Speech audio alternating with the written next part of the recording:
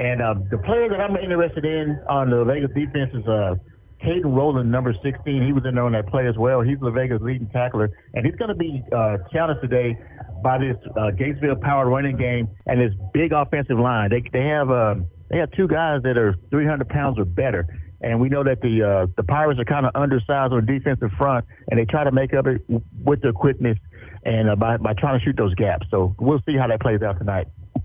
So here we are, 3rd and 5 from the Gatesville 35-yard line. Snap, and it's another carry for Smith, and he's going nowhere. He's going to be stopped for a loss. Once again, a host of Pirates in there. Broderick Scott in there on the charge, along with Caden Rowland, and we're going to see the first punt of the night. So good start here by the Vega. Looked like you had a little confusion in the handoff. Quarterback turned to his right, running back came off the left-hand side, and there was a little confusion there in that particular handoff, and La Vega's defensive line is able to capitalize, and they're following and chasing ball, which is good for La Vega. So we're going to have the first punt of tonight, of the night here in this game. And Marquay Willis back to receive for La Vega. Here's the snap, and it's going to be a fake. No, it's one of those roll-out punts, but he did not get hardly anything on that. Matter of fact, they lose yardage on the punt there. I haven't seen that in a while. Yeah. I don't think anybody got a hand on that ball. I think he just didn't get his foot on it. Yeah, so there's some coordination issues. You know, if you're going to run to your right and kick with your right foot, you kind of have to practice that a little bit. That's a new one for me. I'm a little old school, so we just, you know, we had the two-step punt. Yeah, and like I say, we see that in the NFL and on the college level sometimes, but yeah, he definitely seemed like that was maybe the first time he tried that. Just poorly executed play. But good news for La Vega. They start off here in Gatesville territory. Great field position. 1st and 10 from the La Vega 38-yard line. Parr is your quarterback now. 3 receivers. Rolling his setback. Parr's back to pass. Has a lot of time. And he's looking for a man. And this is Jabari Thornton over in the right side, left side, and it's going to be another La Vega touchdown. Parr had all day to throw that ball. Very good protection by the La Vega line on that particular play. So you had all 3 receivers drag left, kind of pulling that free safety over onto the left-hand side of the field. Parr goes and runs a route, just a little out route. He's wide open and extra little 10 yards. He was so open, he turned that out into an out and up. You know, once he realized that, you know, what he read, what the coverage was. And, Parr had all day to survey the field. Very nicely executed play by La Vega. And a Skaters extra point is good. So the Pirates go up here 14-0 with 7:18 left in the first quarter. Very good start today for the Pirates. Yeah, so the Vega's doing right now what they wanted to do, helped by Gatesville. Gatesville didn't help themselves with a -1 yard punt with the first punt of the night. So they're going to have to regroup. I'm looking at the energy on the sideline. The coach is going to have to kind of pick that energy up a little bit for Gatesville. And see if we can't keep it a game. If you listened yesterday to Centex Primetime with Jalen Gillis, we talked a little bit about this game, and I said that the Vega is not a team that you want to get up on you early, and this is what Gatesville has done tonight. And so interesting to see how they respond, because their offense is kind of methodical. They're not, you know, they 16, 17 scoring drive plays. They love that kind of stuff. They just kind of a grinded out power running team. So, you know, they can only fall back so far before they get out of, you know, before they have to do something uncomfortable on offense. So with 7:18 left to go here in this first quarter, we're only in the first period. La Vega getting ready to kick off, and they are kicking off left to right. And Gatesville back to receive. And let's see how far he kicks it this time. Okay, here's the kick, and not as far as last time. But still a good kick. But it's still going to be a touchback. It hits at the 2 and rolls into the end zone, so another touchback. La Vega hitting on all cylinders in all 3 phases of the game so far. Yeah, they might. Coach Hyde might have been holding something back. So district play starting off, and we'll definitely make sure you stay tuned at halftime. We'll have a halftime report from the studio with Jalen Gillis, and a lot of big games going on all over the district and all over Central Texas today. And so district night, district beginning. So the Hornets first and 10 at their own 25-yard line. They come out with 3 running backs surrounding the quarterback. It's a power running formation here, and it goes to Mr. number 11. He has a hole there, and he's dragging tacklers to the all the way down to the 38-yard line. It's going to be about a 13-yard gain. He took Antoine Good jumped on him. Well, he took Good for about a 5-yard run. And this running back, he's a big guy. He's 6'1", 205. That was before he ate today. And he's a straight ahead runner, nothing fancy. This is what he does best. And he's going to get the carry again here on first down, looking for a hole, has a little room there before the Pirates swarm him there. 4 or 5 guys in there. That's going to be a pickup of maybe 3. And Amir Gibson coming up to lead the charge there, but he had friends there to help him bring Smith down. Just a straight power run formation, not a lot of wrinkle in that. Yeah, you're not going to see Gatesville do anything fancy. This is what they do. I guess we can call it old school since you and I are old school guys. This is kind of old school. I'm just gonna line up and we just gonna see if we can push you back and see what our backs can do. So really, you got to come out and once again 3 backs in the formation. It's a little pistol. They're going to give this hand the ball off this time, and it's going to be Braden Saunders, and he found a little room there on the right side. That's going to be another 3-yard pickup, and that's going to set up Gatesville in a 3rd and 4. And the Pirates don't throw the ball a lot, Roy. That's just not what they do. But when they do throw the ball, they look for number 10, Amos Phillips. He's also their best defensive back at free safety. So let's see if they go back to the running game or try to get a little quick hitter here over to Phillips. Interesting play call here. And Phillips goes out to the right. Lone setback is Smith. Now they bring Phillips in motion. And the quarterback goes out. And the snap goes to Smith, but it's a penalty on the play. Wow, I wonder what that was going to be. Looks like they were going to the Wildcat. Put a lot of motion in play, but a running play was coming. Mm-hmm. Just a lot of motion trying to get the Vega confused on that. But you got to keep your eyes on that play clock. Yeah. You get 25 seconds to get that play off. And with all that motion, you see they ran 3 motion sets. Yeah. In that one particular play. Yeah, so, they ended up having all the receivers on the left side, and the quarterback ran out to the right side, and they left Smith in the backfield by himself. But yeah. So this changes the play. Yeah. So instead of it being a 3rd and 4 now, so it's the third and 9 here. Yeah. And the snap goes to Smith, and he's hit immediately. He lost one. Yeah, lost maybe 2. Very nice reaction there for the Vega. Looks like that was number 31, Jeremiah Thibodeau, was the first one to get there.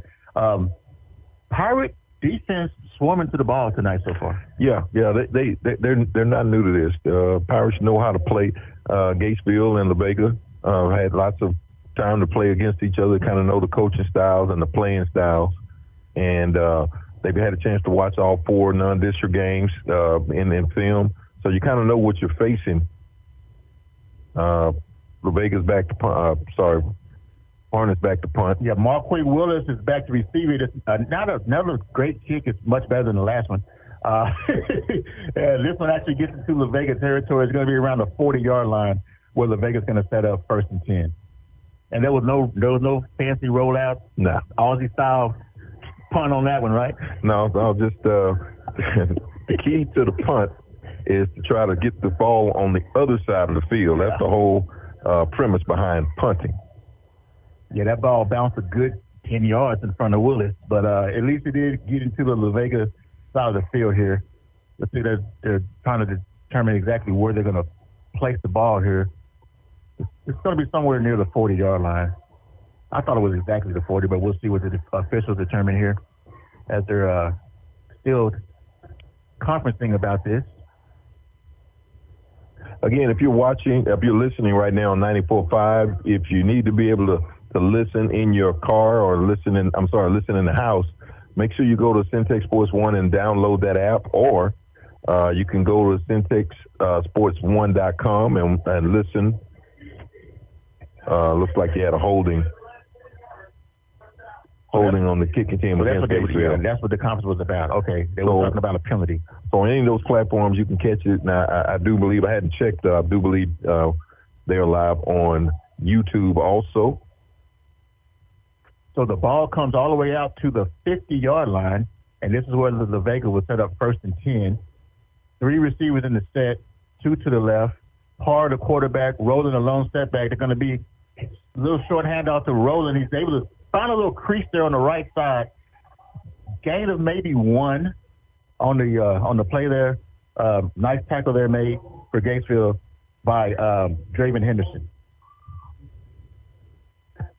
Yeah, so La Vega, I wouldn't. Oh, it's flag on the play here, and they're going to get La Vega for holding. That's going to kick it back some. So that's going to push it back and negate the 1-yard gain for Roland. That's going to take it all the way back to the 40-yard line. So basically, what you had was both penalties kind of, they get 10 and they get 10 back. So 1st and 20 for La Vega at their own 40-yard line. 4 receivers set. Part of the skips the pass. It's going to be a screen to Roland on the left side. He's got a little room there. He gets through to the 50. He's out to the 45, and he's going to finally be brought down at the Gatesville 43-yard line. And there you saw the speed of Bryson Roland there. It looked like there was a guy there to make the tackle, but he just kind of ran by him. Yeah. It's been a good game for them. I'm expecting Roland to have a good game, but I want to see some of those other backs that they got to be able to feature some of these guys. The Vegas always got a stable full, and right now it looks like they got this one. Yeah, they're coming out, 3 receivers here, 2 to the left. They're going to hand it off to Roland again, going to his left. And good hit by Gatesville. Yeah, got hit right at the line of scrimmage. Very nice open field tackle there made. John Davidson, I saw coming up from the defensive back linebacker position and doing some hitting. And yeah, I think Cameron Hendricks was also there for Gatesville. Good play there for the Hornet defense.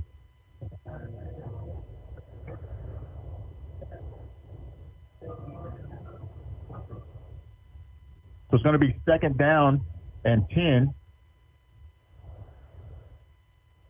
2 receivers on each side for La Vega. Parr in the shotgun. Roland is the setback. Here's the snap. It's going to be another give to Roland. It's going to be a play action. A play fake. It's going to be a keeper for Parr. He's trying to fake Roland going to the left and try to keep it coming around to the right side. Picked up maybe a couple of yards on that play. They didn't fool anybody with that one. No, and was good to see that Gatesville's coming up with some spirited play. It's real easy right now to get down when you're already down 2 touchdowns. 2 touchdowns against a powerhouse team like La Vega, but they came up with and made a good tackle. Yeah, when somebody comes into your backyard and punches you in the mouth, it's curious to see how you respond to that.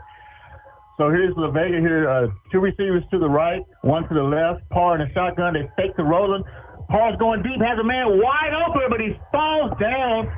Oh, he had Jamarcus Daniel all by himself in the end zone. Daniel trying to make an adjustment on a throw. He was running inside. Parr kind of threw it to the outside, and then him trying to turn to make a play on the ball, he lost his footing. So it's going to be an incomplete pass, but that was an easy touchdown. Yeah, good pass, and what I like to see that Parr hung in there. He had a linebacker coming on a delayed blitz. He hung in the pocket, took the hit, delivered the throw.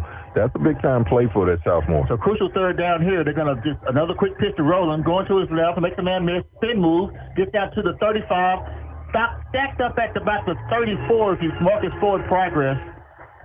They should get him out to the 34. And that's going to put the ball out on the Gatesville 34-yard line. We saw the leg on the scanner with the kickoff. Do you try to field goal or do you try to pick this up? No, sir. This is not field goal range. This is not the Houston Texans with the 60-yard field goals, but I do believe that they're going to stay on the field. Oh, absolutely. Absolutely. Because it's definitely 4-down territory here, especially with a 14-point lead. 4 and 4. 4 down. 4 yards to go. So they come out with 2 receivers to the right, 1 to the left. Roland is set back with Parr in the shotgun. It's going to be a straightforward pass. They're going to quick hitter to the right side of the flats, and that pass is caught by number 3, Albert Jones, and he has enough for the first down. Real good possession route. He just goes out just past the sticks, turns around, and Parr delivers the pass, and that'll be another Link Credit Union first down.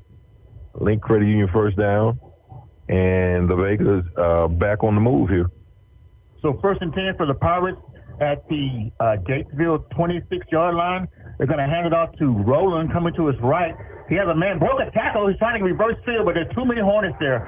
Literally swarmed there by the Hornet defense, and he's going to lose about maybe, oh man, they marked it back. That's about a 6-yard loss there.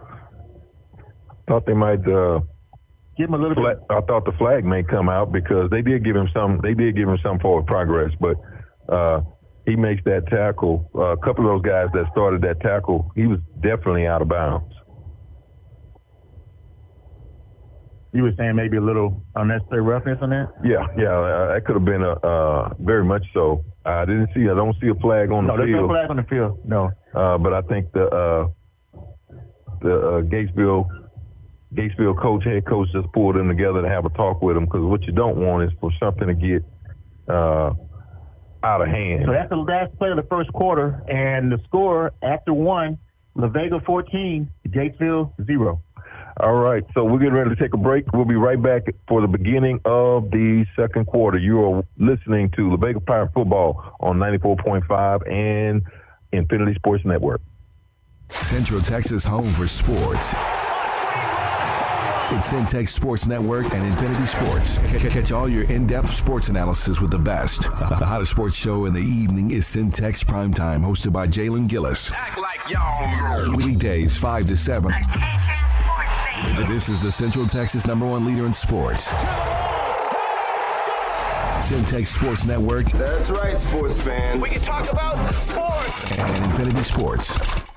Are you looking for something new and unforgettable in Waco? Come to the Blazing Asian, where authentic Cambodian flavors meet creative culinary flair. Voted People's Choice as Waco's #1 Asian restaurant since 2019 by both the Wacoan Magazine and the Waco Tribune Herald. Located inside the popular Union Hall on 8th and Franklin, we're serving up family recipes with a twist. Blazing Asian egg rolls are rolled fresh daily, and their sauces or marinades are made in-house with love. Stop by today. Located inside the popular Union Hall on 8th and Franklin. And for Baylor students, enjoy 10% off with your student ID. NSJ Event Co., one of the premier event designers in Central Texas and a Centex Sports Network supporter. Voted Waco Awards Event Planner of the Year 2021. NSJ Event Co. is your go-to source for event planning. We are ready. Whether it's your next baby shower. So 2nd and 17 for the Pirates. Another quick pass out to the right flats, and this caught by Jones. He's going to get almost back to the original line of scrimmage. It's going to be a pickup of about 6. That's just the same play that we saw earlier in the first quarter. Vegas keeping it real bland. And one thing about Coach Hyde, I don't see him showing a whole lot. He doesn't want to show more than he has to show. He wants to come in here, win convincingly. But this is still district play. They actually marked it off as a 3-yard gain instead of a 6-yard gain. So here's the 3rd and long play. Parr with time to pass. Looking for Thornton over his head. That's going to be incomplete pass. Thornton actually slipped on that route when he made his cut. When he made the dig, he actually went down to the ground. So fortunate for La Vega, usually when something like that happens, it's easy for interception to happen. So 4th and long, it's going to be 4th and 13, and the offense stays on the field. 11:19 to go here in the second period. So they're getting the play in from the sideline. Looks like they're going to go with the 4 receivers, 2 to each side. Rolling the running back, Parr, in shotgun formation. Here's the snap. Parr looking to pass, drops back, has a little time, a little pressure now. He's being pressured. He's going to be hit, and it's going to be sacked. And big sack there by number 6, Cameron Hendricks, coming up to make a big-time play for the Hornets right now.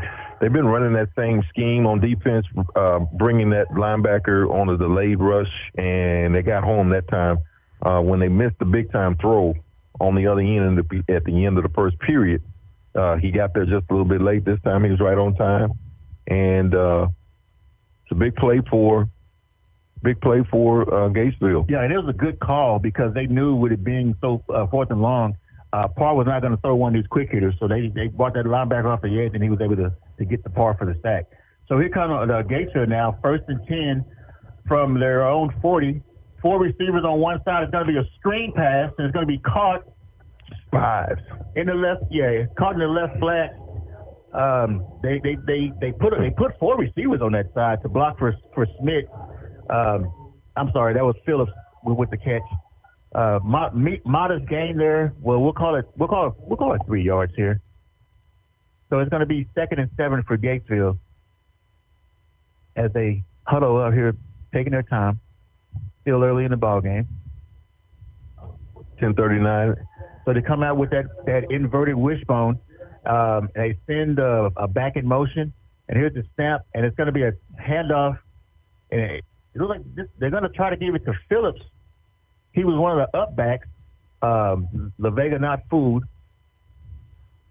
Host of Pirates there, number 25, Jace Wiley. First one there to make a play. Also in there was Jeremiah Jones. So these La Vega linebackers are holding up pretty well so far against this Gatesville running attack.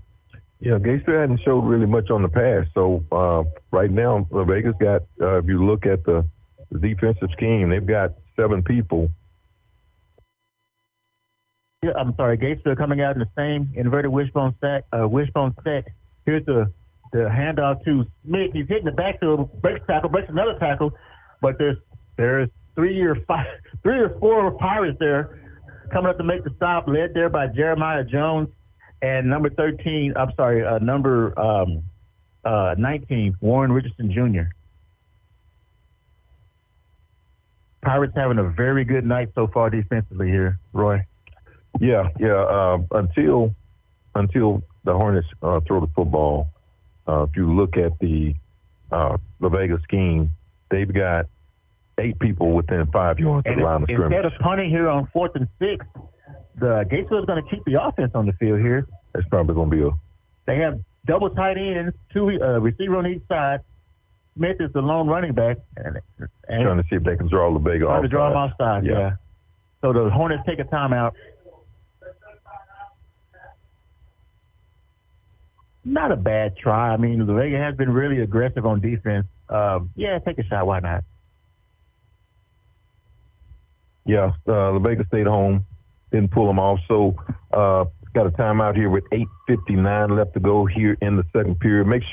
Remember that at halftime, we're going to go back to the studio for the Centex Prime halftime report. And Jalen Gillis will be there in the studio to tell us about what's happening around Central Texas. And maybe I don't know who he's got in the studio with him, but maybe they can talk about some of those games tomorrow. We got some games on the slate for tomorrow. Yeah, absolutely. Of course, the biggest one for people that live in our area is Texas OU, but I think the biggest one nationally is going to be Ohio State, Oregon. Ohio State at Oregon, a top 5 matchup. Yeah, we got some big games on the slate tomorrow.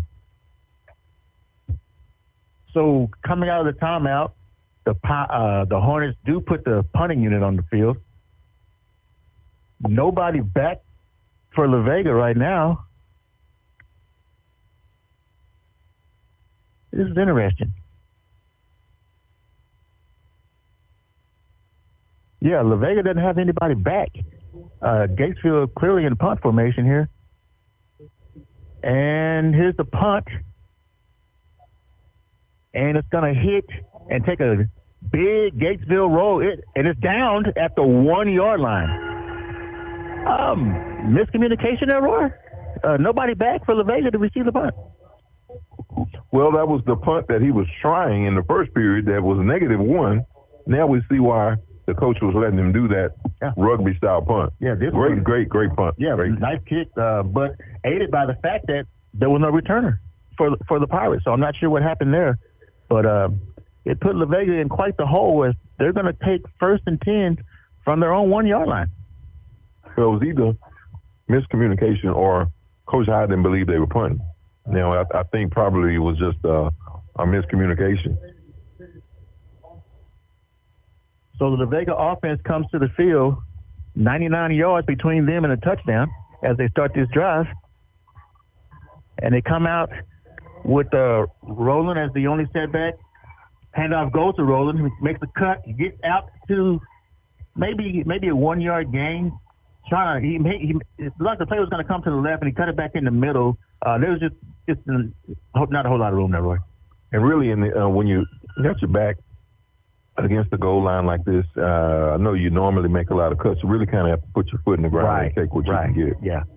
But, Roland is a guy, he runs on instinct. And if he thinks he sees something better than what's going on, he'll make that cut. And 99 times out of 100, that's the right call. So here we are, 2nd and 9. They fake the handoff. They throw it to the left side. It's going to be right side. We got a problem. Thornton made a catch, made a man move. He's still on his feet. And they finally take him down at the La Vega 45-yard line. So that's a 43-yard pass. Yeah, and it was just a quick hitter on the edge, but he made a man miss and made a couple of cuts, and he almost broke that thing. That Thornton kid, Jabari Thornton, he's a very dynamic player. Dynamic player. You get him the ball in space, and he can be dangerous. So the Pirates come out here with a 1st and 10, 2 receivers to the left. Now they send Jackson in motion. Parr in the shotgun. Handoff to Roland, going to his right, cuts back in the middle, picks up about 3 on that carry.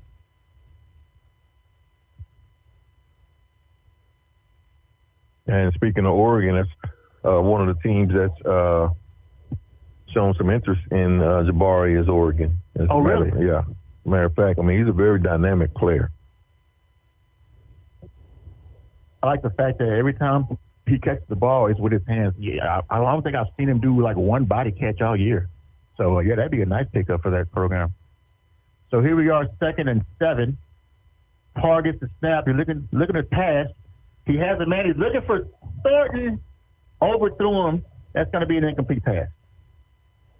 I think he was waiting for Thornton to break open, which he did, but he just put a little bit too much on that throw.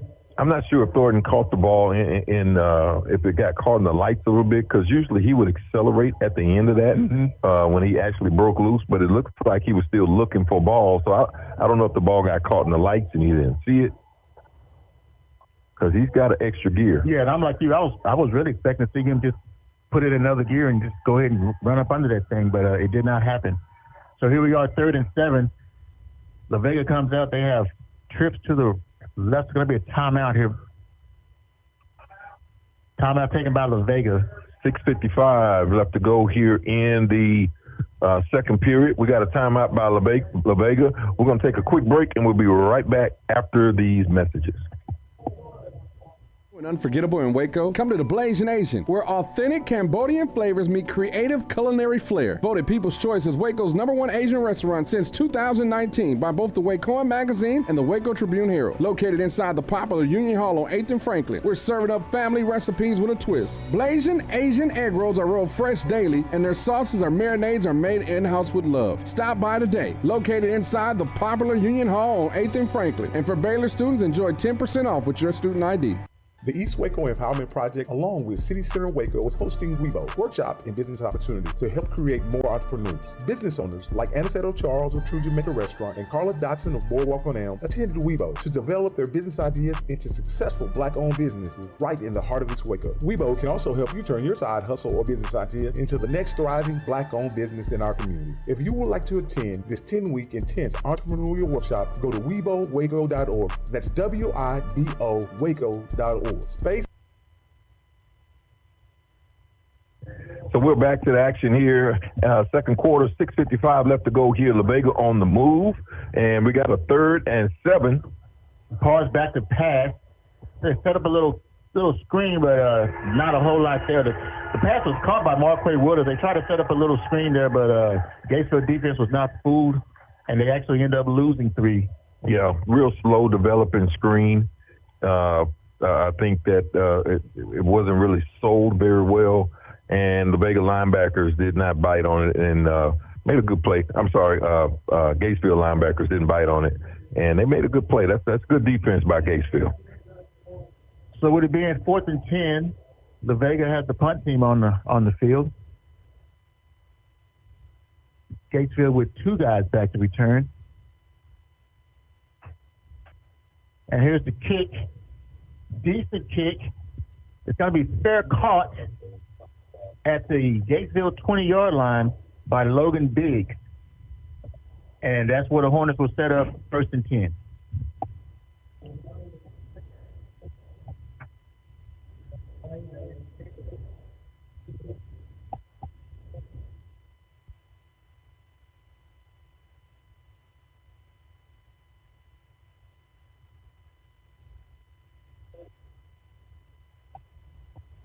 So after a good start by La Vega in that first quarter, they've kind of slowed up a little bit here as the Gatesville defense has made a couple of nice plays in response. Yeah. So the snap is high, but it's fielded and it's going to Smith. The handoff goes to Smith. He bulled his way down for about a 5-yard pickup. Ain't a lot of mystery about what he's trying to do. No. He's going to come at you, and he's going to run downhill, and he's not cutting, he's not juking. He's going to just lower that shoulder and try to bowl you over. Jeremiah Jones right there with the stop. They're going to actually give him about 7 on that. So it's going to be 2nd and 3 for Gatesville as they break the huddle and come to the line. Double tight ends. Smith the lone back. They bring a receiver in motion. They're going to give it to Smith again, and he hits the hole, and he breaks the tackle, gets to the Vega secondary where Marquay Willis is finally able to wrestle him down, but that's going to be a 1st down for Gatesville as he gets the ball out all the way out to their own 43-yard line. Yeah, everybody's in for blocking on this. I saw the quarterback, he hands it off, but he was actually the lead blocker, and Smith is pretty much just running straight to that A gap. And the Pirates once again come out with double tight. A little bit of a pistol set here. Here's a snap and the little quick toss to Smith, looking for a hole, finds a hole, puts his head down, and once again just kind of bulldozes his way out into the Vega territory to the 49-yard line before he stopped once again by Marquay Willis, joined in with the stop by Warren Richardson Jr. And Gatesville trying to make this a game of attrition now. So they're running the ball, putting a lot of steam, trying to wear out this La Vega defense. And when you're playing in 4A, a lot of these guys that are on defense are actually on offense. Right, so a lot of two-way players. They're trying. They got a scheme here. Yeah.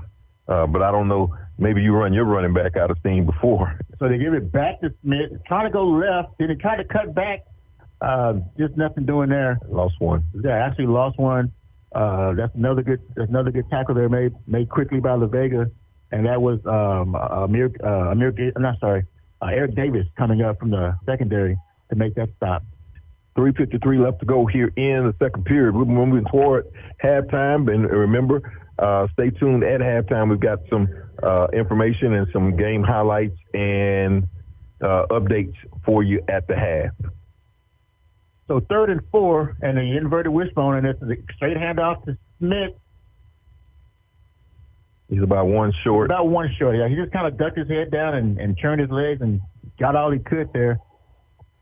They've been picking up 2 and 3. This is going to be a 4th down, or did they call? Yeah. Yeah, it's 4th and 1. No, they're moving. They're going to get enough for the 1st down. Okay. So they said when Caden Rowland came up to hit him, he was just a tad bit too late on the stop there. I thought it was going to be 4th and short, but it looked like that from up top.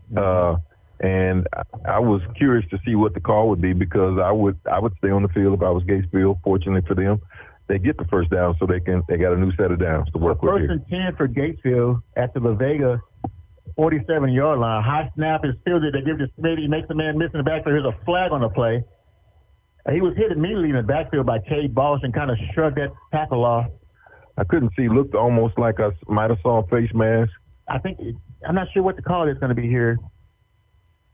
Let's see, as the officials, referee coming up with the call here. It came from the umpire. It is a face mask. Yeah. So that's gonna give Gatesville a 15-yard gain here with the penalty. Yeah, it's when it's coming from the umpire back there, it's hard to see much. Right. But when a player's head goes left or right, you can kind of say, well, someone grabbed it. I think maybe when we saw him shrug that tackle off, I think maybe that was kind of ball. Yeah, he got the hand a little bit too high there. So it's going to be 1st and 10 for Gatesville.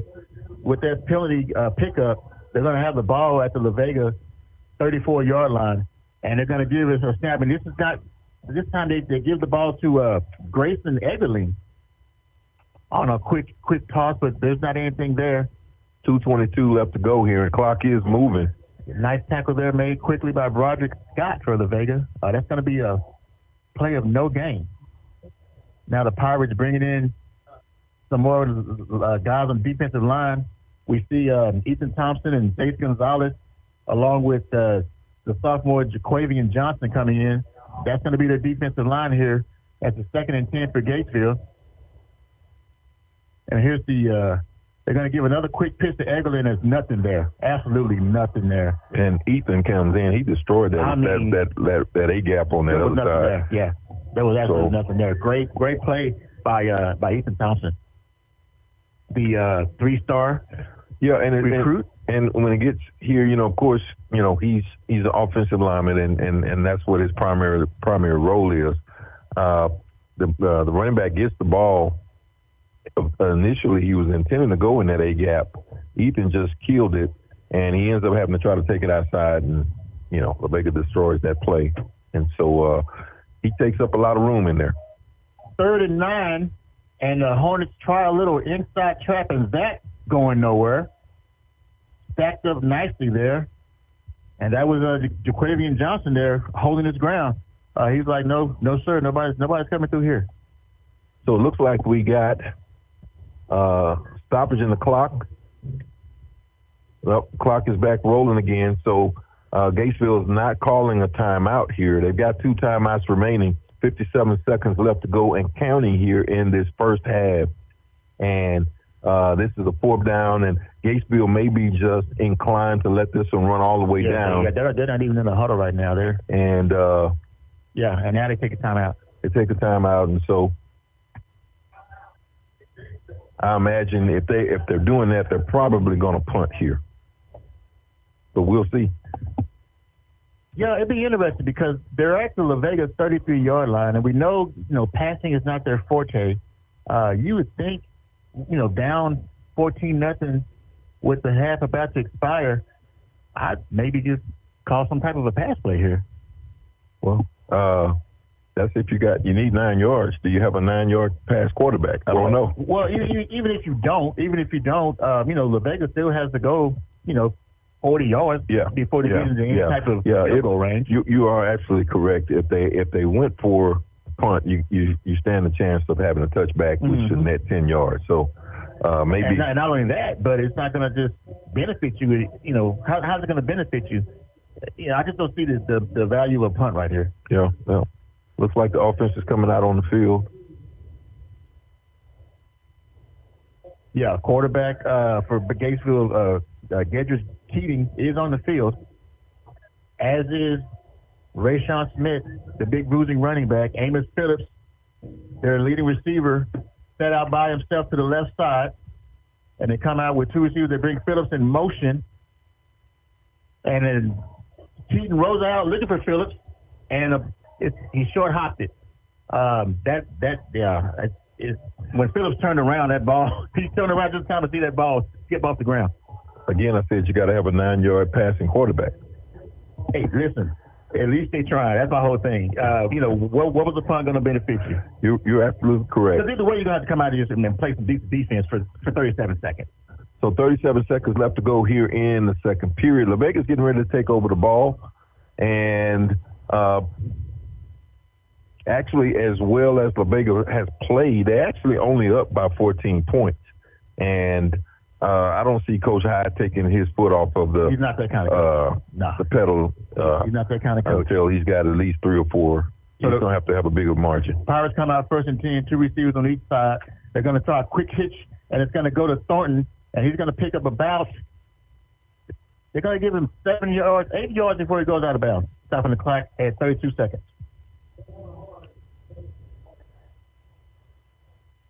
It's a good opportunity for Parr to be able to run some clock management and some hurry-up drill.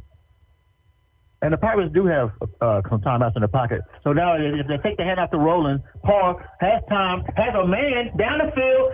No, Dalen Pullen ran away from the DB, just couldn't make a play on the ball. Not a bad pass by Parr there. Pullen just couldn't find a way to get up under it. Yeah. Good pass, good movement in the pocket by Parr. This sophomore is showing a lot of maturity. I think that they just changed quarterbacks. Yeah, they have Hernandez in the game now. And David Hernandez is on this 3rd and 3 play. And he just hands it out to Roland. He goes to his right, makes the man miss, still on his feet, knocked out of bounds. With 16 seconds left to go here, we got a first down. He got that ball in the Gatesville territory all the way down to the 48 before he was knocked out of bounds. Another nice pickup for Bryson Rowland. So on 3rd down, of course you hand the ball off to Rowland. Well, one thing about him, he's a big play waiting to happen every time you give him the ball. So now the Pirates come out with trips to the left, back to pass. Parr has had a lot of time. He checks down. The pass is caught, and that's going to be Jamarcus Daniel, and it's going to be a modest gain there. 8 seconds left to go here in the second period. Yeah. Vega calls a timeout. And they probably need another 20 yards to get into some type of field goal range. See if they can pull out a 20-yard play.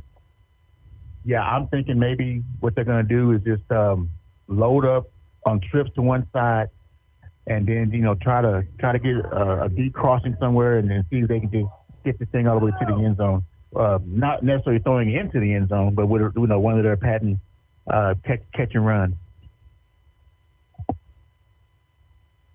Again, make sure you stay tuned at the halftime, as we will have the halftime show coming at you to get some scores from around Central Texas. And here comes the Vega. They put a couple of seconds back on the clock, so it's actually only be 10 seconds left to go here instead of 8.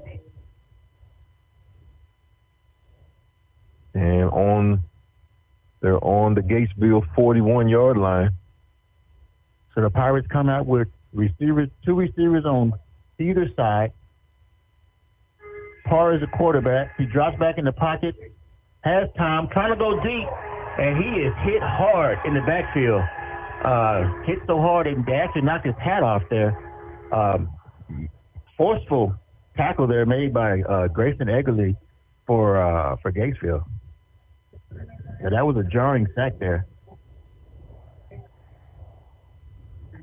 And looks like but there's still 1 second on the clock. The Vegas call, I guess they called a timeout with 1 second left. They'll get one more shot at it. They want to get another crack at that. But they lost a few yards on that one. He was waiting for his receiver to break open. He's been getting a lot of time, but, after about 3.5 seconds, you need to be letting that thing go.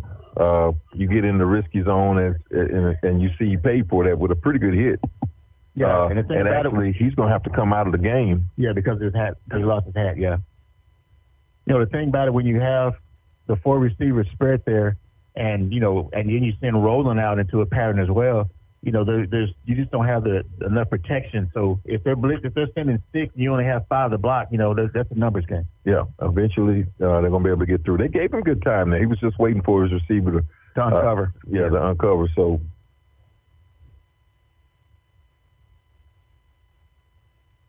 So that sack takes the ball back to the Gatesville 49-yard line as the Pirates come off of the sideline for the last play of the first half here in the District 12 4A D2 opener. So the Pirates, 2 receivers both on either side. Roland is the lone setback. And I think because of the timeout, Parr is able to come back on the field. Oh, yeah. They took a timeout, yeah. And now here's a timeout here again. It's going to be. So Coach I calls it. Yeah. Yeah, that's Gatesville. I'm sorry, that's La Vega. No, that was actually Gatesville taking their last time out as well. I guess maybe they wanted to kind of see what formation the Pirates are going to come out in, and so they kind of know what defense to dial up here. But you would just think this would be a basic prevent defense to run on this play. I mean, the Vega's pretty much at midfield. Yeah, I mean, I would find a way to get the ball in the hands of Rowland or Thornton, even if it's not in the end zone. They're the kind of dynamic players that can take a short game and take it all the way to the house. Because they both have that ability to make people miss. I think the odds are better there. I don't see La Vega dialing up a 49-yard Hail Mary, if you will, from here. So Gatesville definitely comes out in the prevent. They have 3 down linemen, and they have 8 guys back. Yeah. So, and actually, to me, they're not back far enough. Yeah, I would have 2 high. Yeah, they only have 1 high here. So Parr drops back to pass. He's going to throw it as far as he can. He's looking for Thornton, and it's intercepted. Running back to the 30. Takes it back to the 32-yard line. Thornton was double covered there. That was just a Hail Mary attempt. Yeah. So we come to the end of the half here, the end of the first half, I should say, and La Vega up 14-0 on Gatesville. Great first half for La Vega. Gatesville playing some pretty good defense, Cedric, and Gatesville able to move the ball. And I'm sure Coach Hyde is not happy with the score right now, but this is where we are. We're getting ready to go to the studio for halftime. Jalen, are you in there?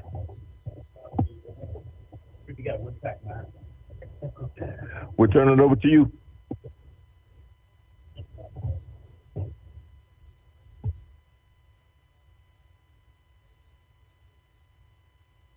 This La Vega and Gatesville game as we start district play.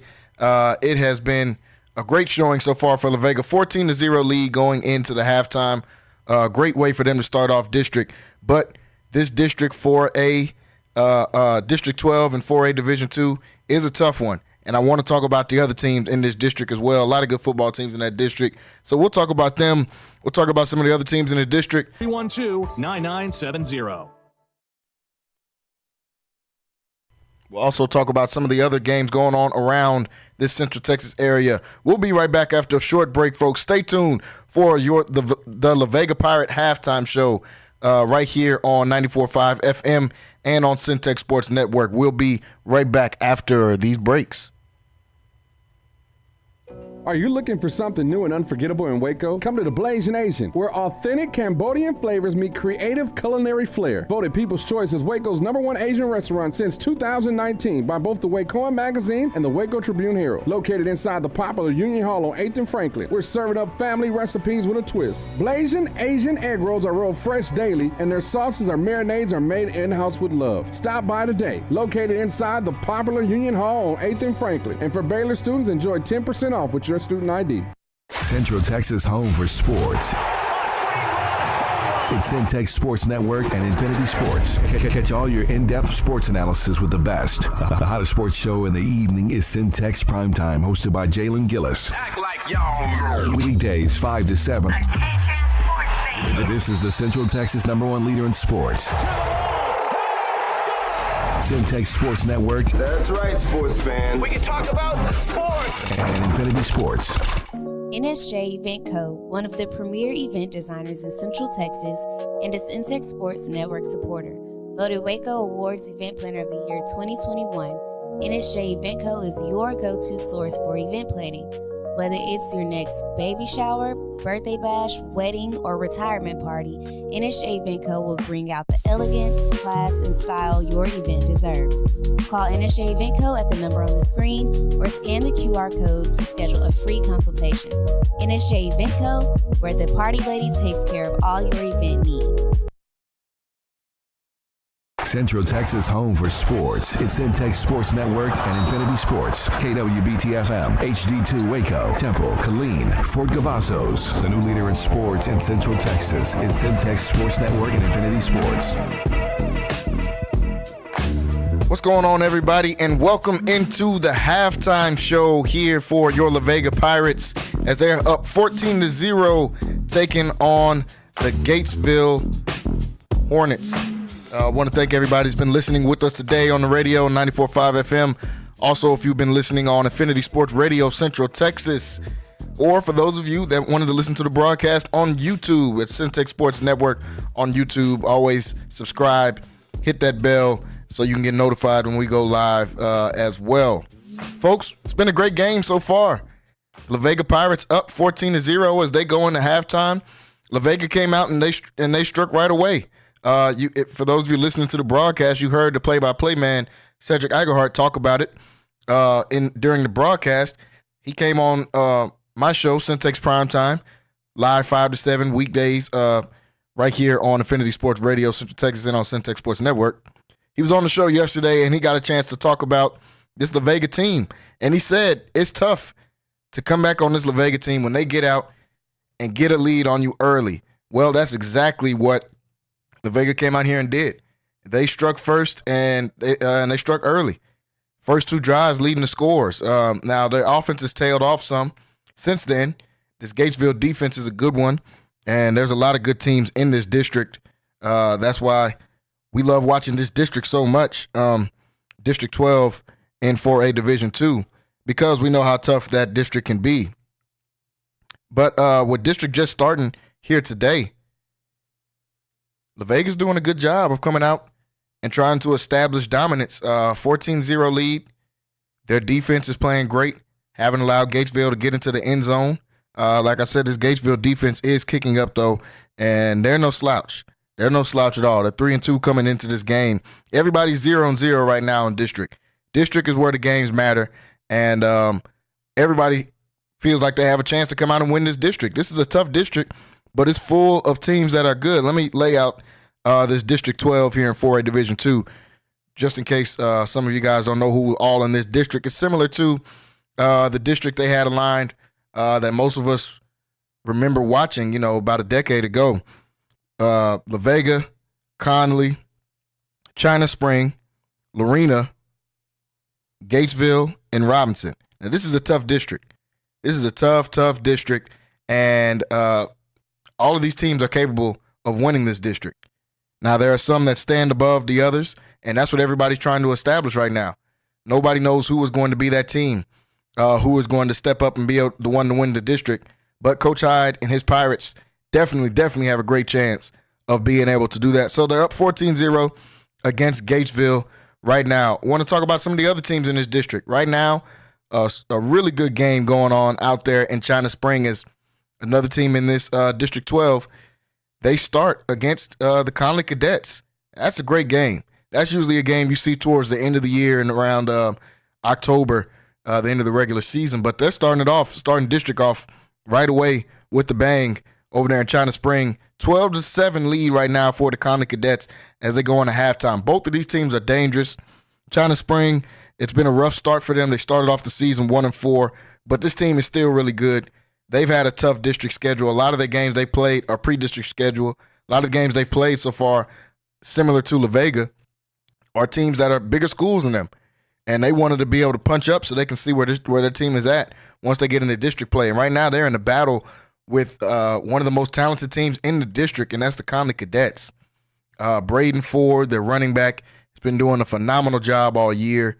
And they're led by their quarterback / DB as well, and Jamarian Vincent, who's one of the top recruits in Central Texas. This kid is a dynamic athlete, and if you haven't got a chance to watch him play, you really need to check out this Conley team because he is, like I said, a dynamic athlete for those cadets. Coach Garrick over there in Conley has been doing a great job over the last few years. China Spring kind of in a rebuilding mode, but this is still a team that feels like they got a shot to win district. And they have players over there as well. Matthew Battles is one of the best runners in Central Texas at the QB spot. He is a force to be reckoned with when he's out there. So I'll be keeping my eye on all night that Conley and China Spring game. I'll definitely be tuning into that one as much as I can. Also in this district, the team with the best record in the district is Robinson, who is up 21-0 on Lorena right now as they're going into halftime. Robinson is a team that not a lot of people expected to be at the top of this district before the season started.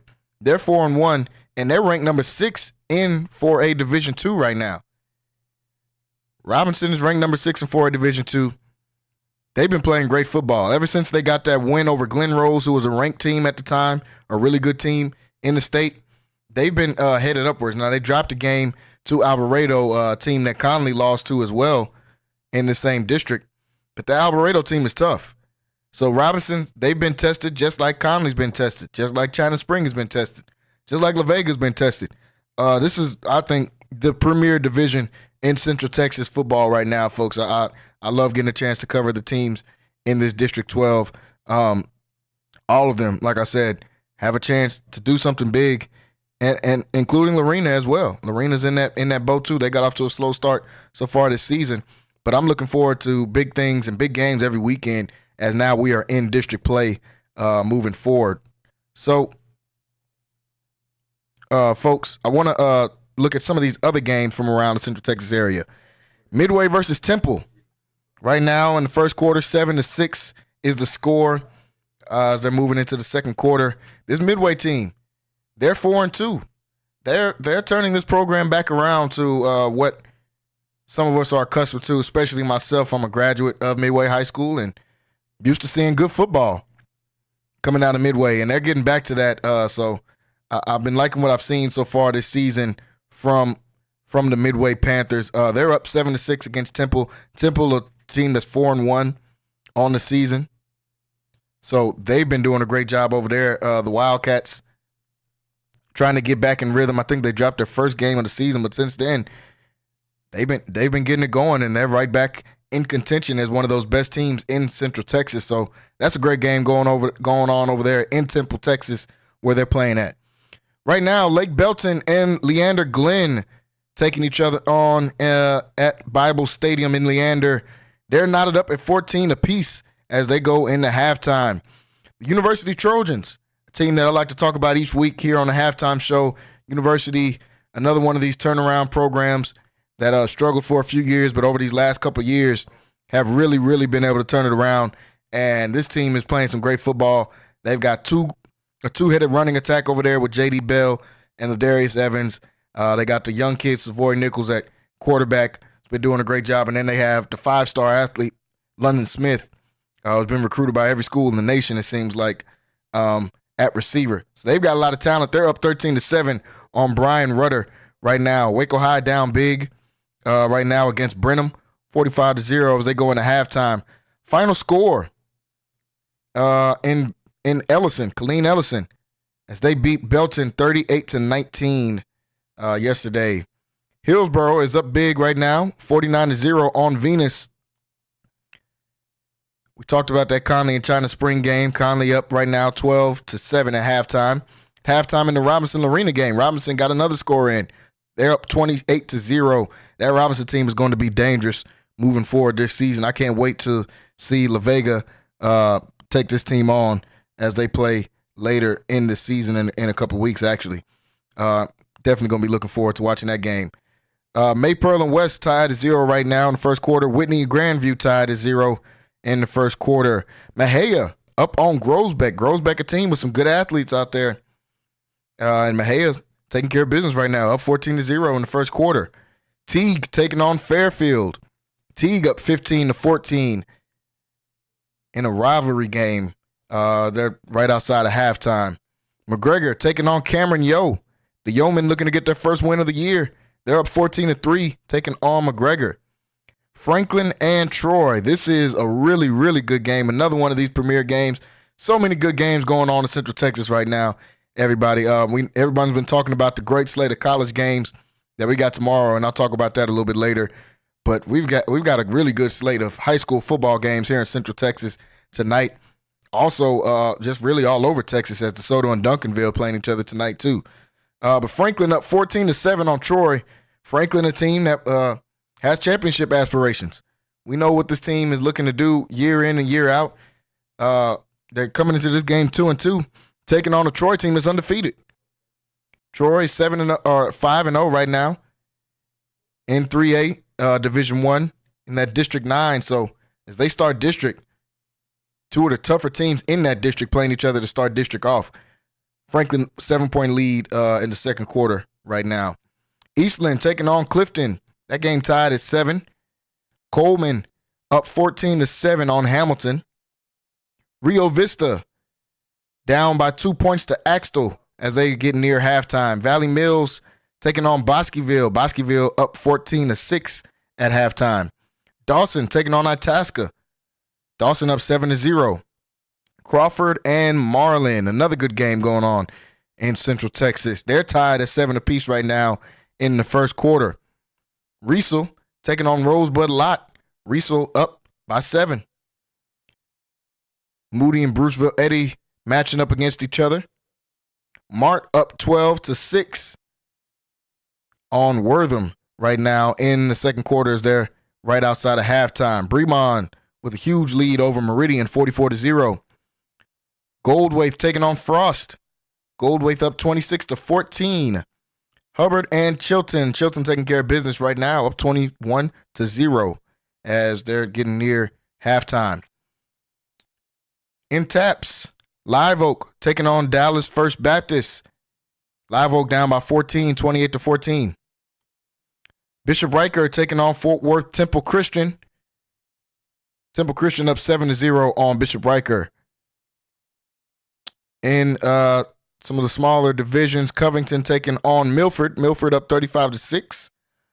Aquila with a 2-point lead over Coolidge, 8-6.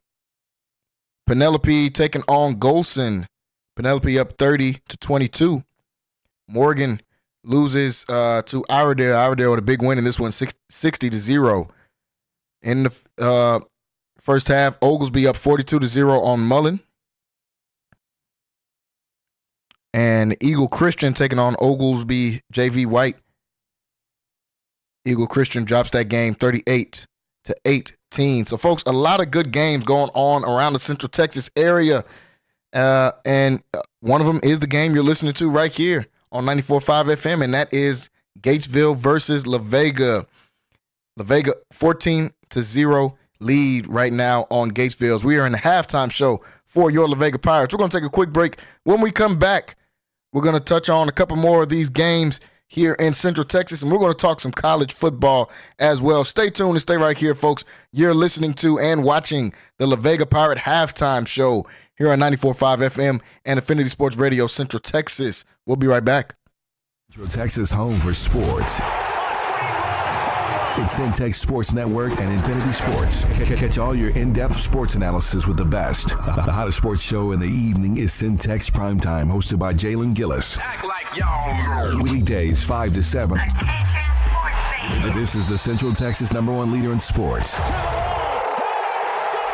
Centex Sports Network. That's right, sports fans. We can talk about sports. And Infinity Sports. Are you looking for something new and unforgettable in Waco? Come to the Blazing Asian, where authentic Cambodian flavors meet creative culinary flair. Voted People's Choice as Waco's #1 Asian restaurant since 2019 by both the Wacoan Magazine and the Waco Tribune Herald. Located inside the popular Union Hall on 8th and Franklin, we're serving up family recipes with a twist. Blazing Asian egg rolls are rolled fresh daily, and their sauces or marinades are made in-house with love. Stop by today. Located inside the popular Union Hall on 8th and Franklin. And for Baylor students, enjoy 10% off with your student ID. NSJ Event Co., one of the premier event designers in Central Texas and a Centex Sports Network supporter. Voted Waco Awards Event Planner of the Year 2021, NSJ Event Co. is your go-to source for event planning. Whether it's your next baby shower, birthday bash, wedding, or retirement party, NSJ Event Co. will bring out the elegance, class, and style your event deserves. Call NSJ Event Co. at the number on the screen or scan the QR code to schedule a free consultation. NSJ Event Co., where the party lady takes care of all your event needs. The East Waco Empowerment Project, along with City Center Waco, is hosting WeBo, Workshop and Business Opportunity, to help create more entrepreneurs. Business owners like Aniceto Charles of True Jamaica Restaurant and Carla Dotson of Boardwalk on Elm attended WeBo to develop their business ideas into successful Black-owned businesses right in the heart of East Waco. WeBo can also help you turn your side hustle or business idea into the next thriving Black-owned business in our community. If you would like to attend this 10-week intense entrepreneurial workshop, go to WeBoWaco.org. That's WIBO Waco.org. Space. Central Texas home for sports. It's Centex Sports Network and Infinity Sports. KWBT-FM, HD2 Waco, Temple, Killeen, Fort Cavazos. The new leader in sports in Central Texas is Centex Sports Network and Infinity Sports. Welcome back into the halftime show. I am your host, Jalen Gillis, here on the La Vega Pirate halftime show. La Vega up 14-0, taking on Gatesville right now as they open up district play with a great start right now. Like I said, folks, this is a tough district. I'm going to be tuning in to see what's going on in that China Spring Conley game. That's a great game. Robinson taking care of business over Lorena right now in that district as well. So some good games going on around the entire state of Texas. Like I said, DeSoto taking on Duncanville.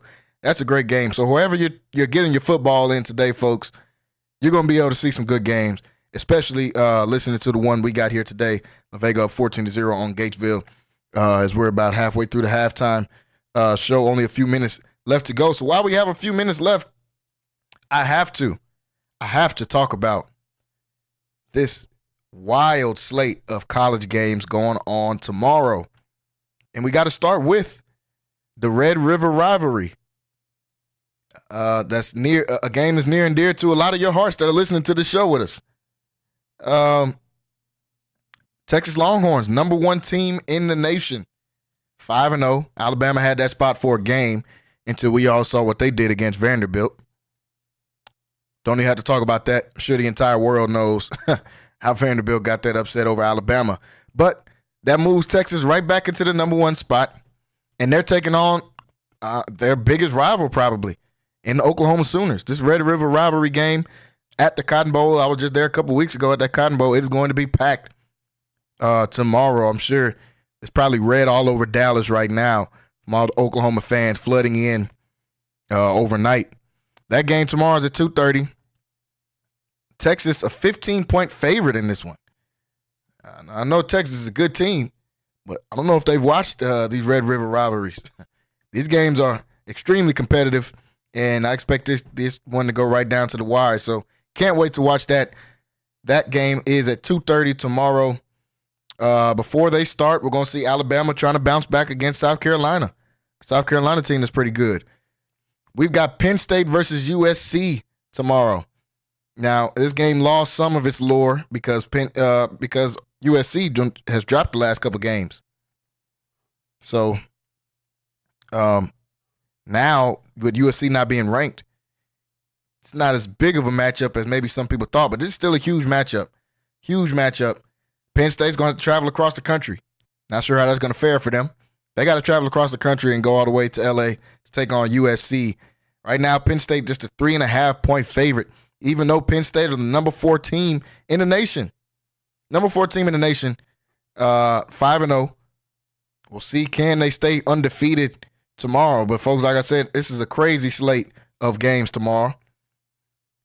Most games that would lead off.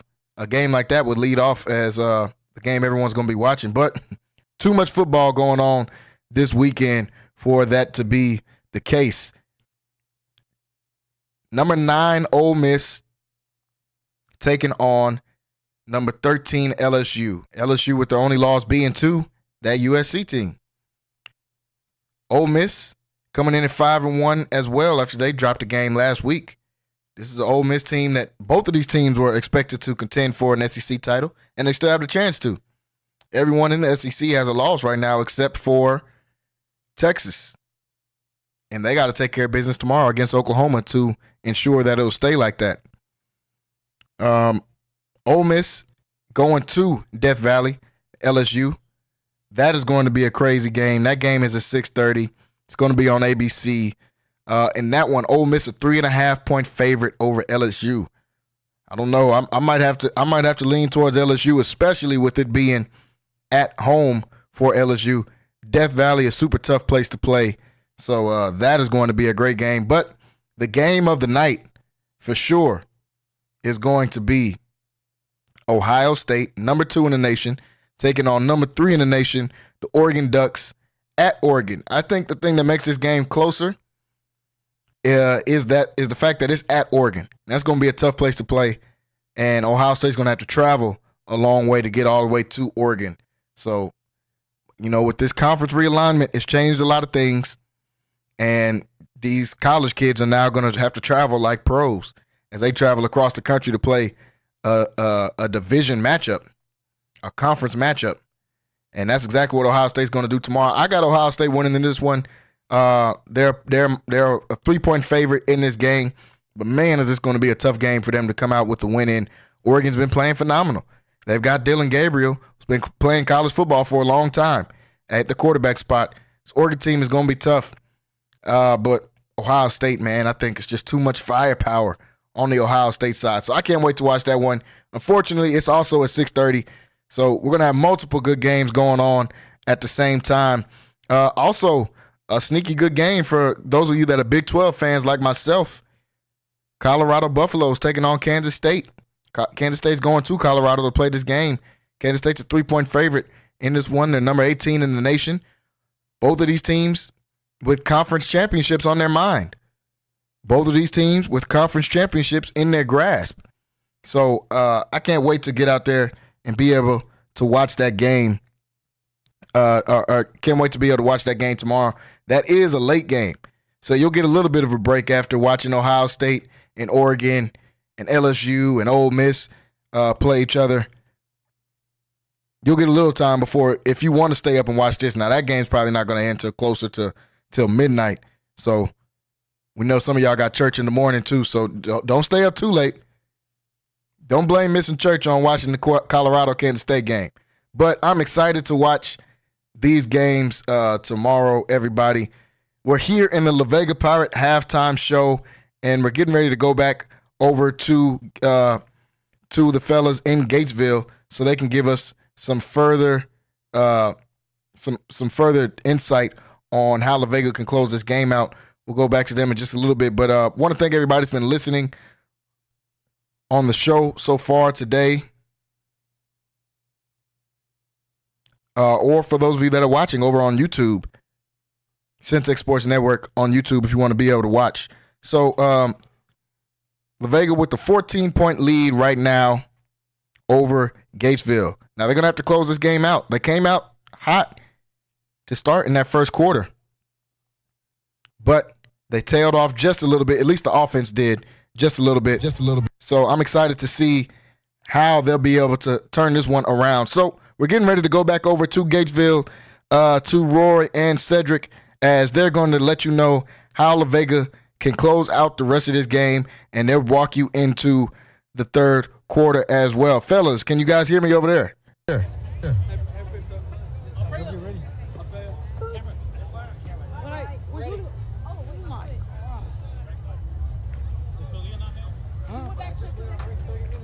We'll give them just a second to finish getting ready over in Gatesville. But like we said, a 14-point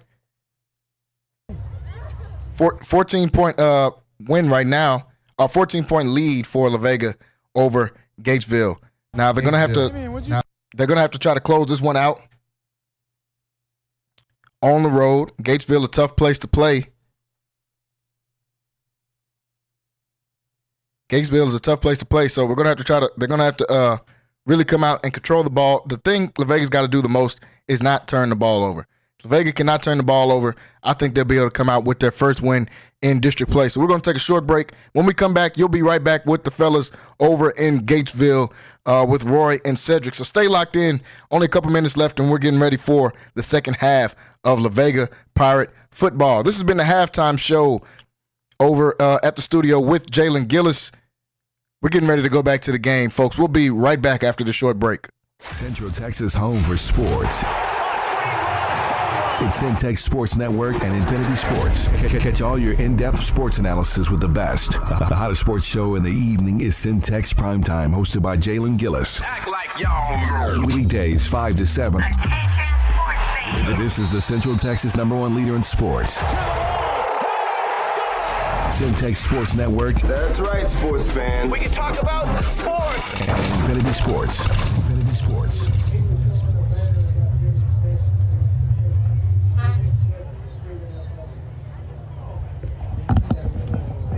Hello?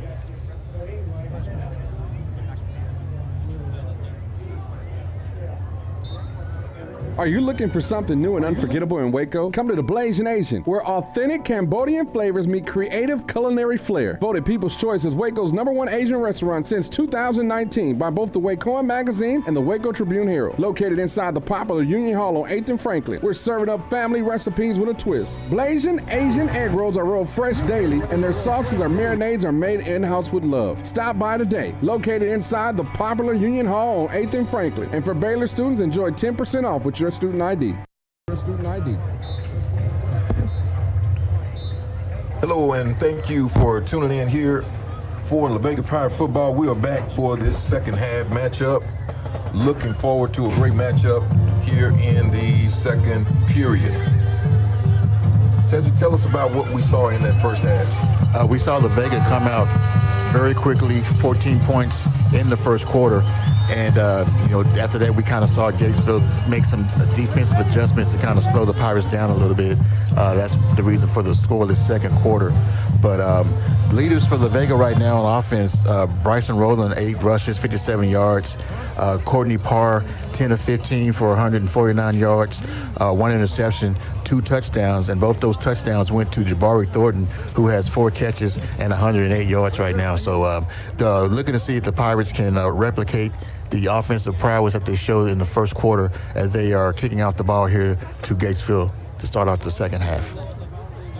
All right, looking for a great matchup here, a great second half here. Kind of started slow. La Vega actually only up 14 points. I'm sure Coach Hyde had some discussion about that here at halftime. Yeah, I don't know if they didn't necessarily lose any intensity from the first quarter to the second quarter, but they didn't execute as well in the second quarter as they did in the first. So I'm pretty sure Coach Hyde addressed that. But the La Vega defense so far playing lights out. They played a lights out first half, so we'll see if they can continue that here in the third quarter. As the kickoff is up and it's fielded at around the 20-yard line, and it's going to be modest return there. Taken out to, looks like the Gatesville 29-yard line, and that's where the Hornets will start the second half on offense.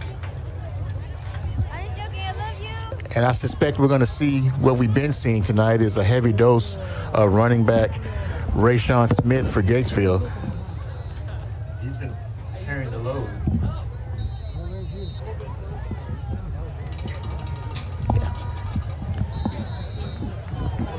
So the Hornets break the huddle, and they come out with 2 receivers on the left, goes in motion, and they're going to give it to Smith, and there's not any room. Trying to find something over there to the left side. It's going to be a loss of 1. Tackle there made by Jeremiah Jones for La Vega.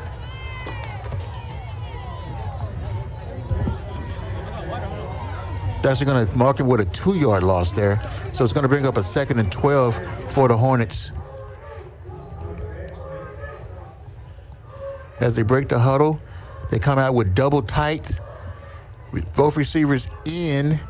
Lone setback is Smith. They bring 2 in motion. They're going to go power to the left side of the formation here, and they're going to hand it to Smith. He's going to the right, and he's hitting the backfield and drop for another big loss.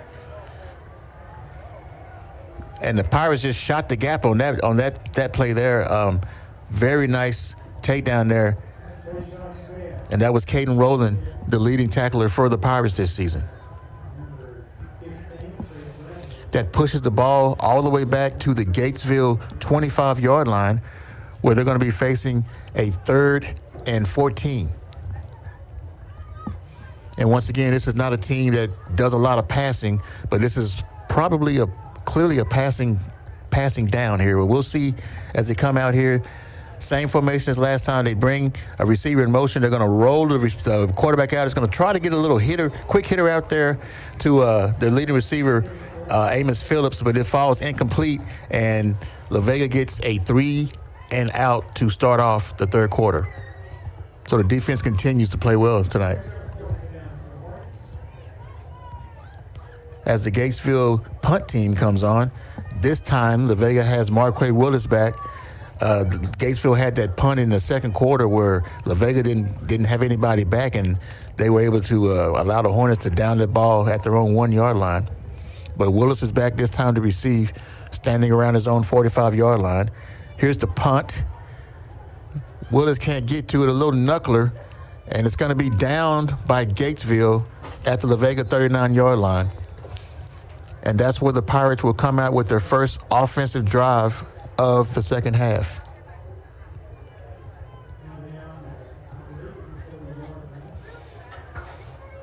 Now they're going to go ahead and put it out to the 40-yard line. So it'll be 1st and 10 from the 40 as the Pirate offense jogs onto the field. They come out with 2 receivers to the right. Single receiver on the left is Thornton. 2 running backs now, and they give it to Roland. And coming to the left, he has a hole there. I'm sorry, that's Raekwon Kennedy with the carry there. And he takes the ball up to, they're going to give him the 44-yard line there. It's going to be about a 4-yard pickup there for Kennedy. The Pirates come to the line here once again. 2 backs back into the shotgun with Parr, and that's Kennedy and Roland. 2 receivers to the right, and they're going to give it to Roland going to the right. Breaks a tackle, still on his feet, gets the first down, and pushes the ball all the way out to that's going to be in Gatesville territory, and they're going to mark him down at the Gatesville 44-yard line, 43-yard line. Just a quick, easy handoff straight to Roland. Not a whole lot of complexity there to pick up another Link Credit Union first down. So the Pirates come out, same set. This time the double receivers are on the left side, and the same play, Roland going to his right, looking for a hold, still on his feet after breaking the tackle, and he's going to just get back to the line of scrimmage. So the same play, back-to-back. The only difference in the formation is they flipped the twin receivers there.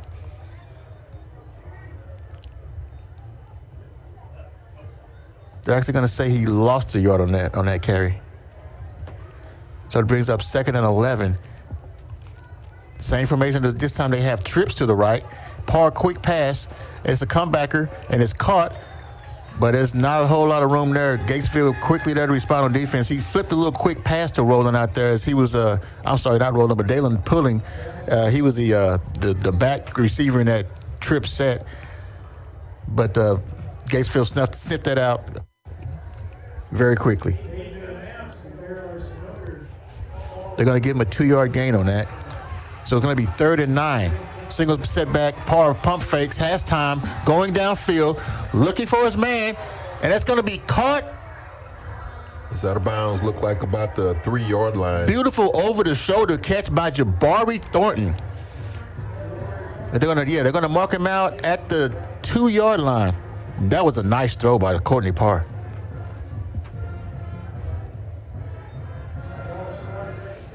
And that was one of those deals where we see when he just throws it up and Thornton runs up under it, like you say, he has that other gear to run up under it and get to that ball.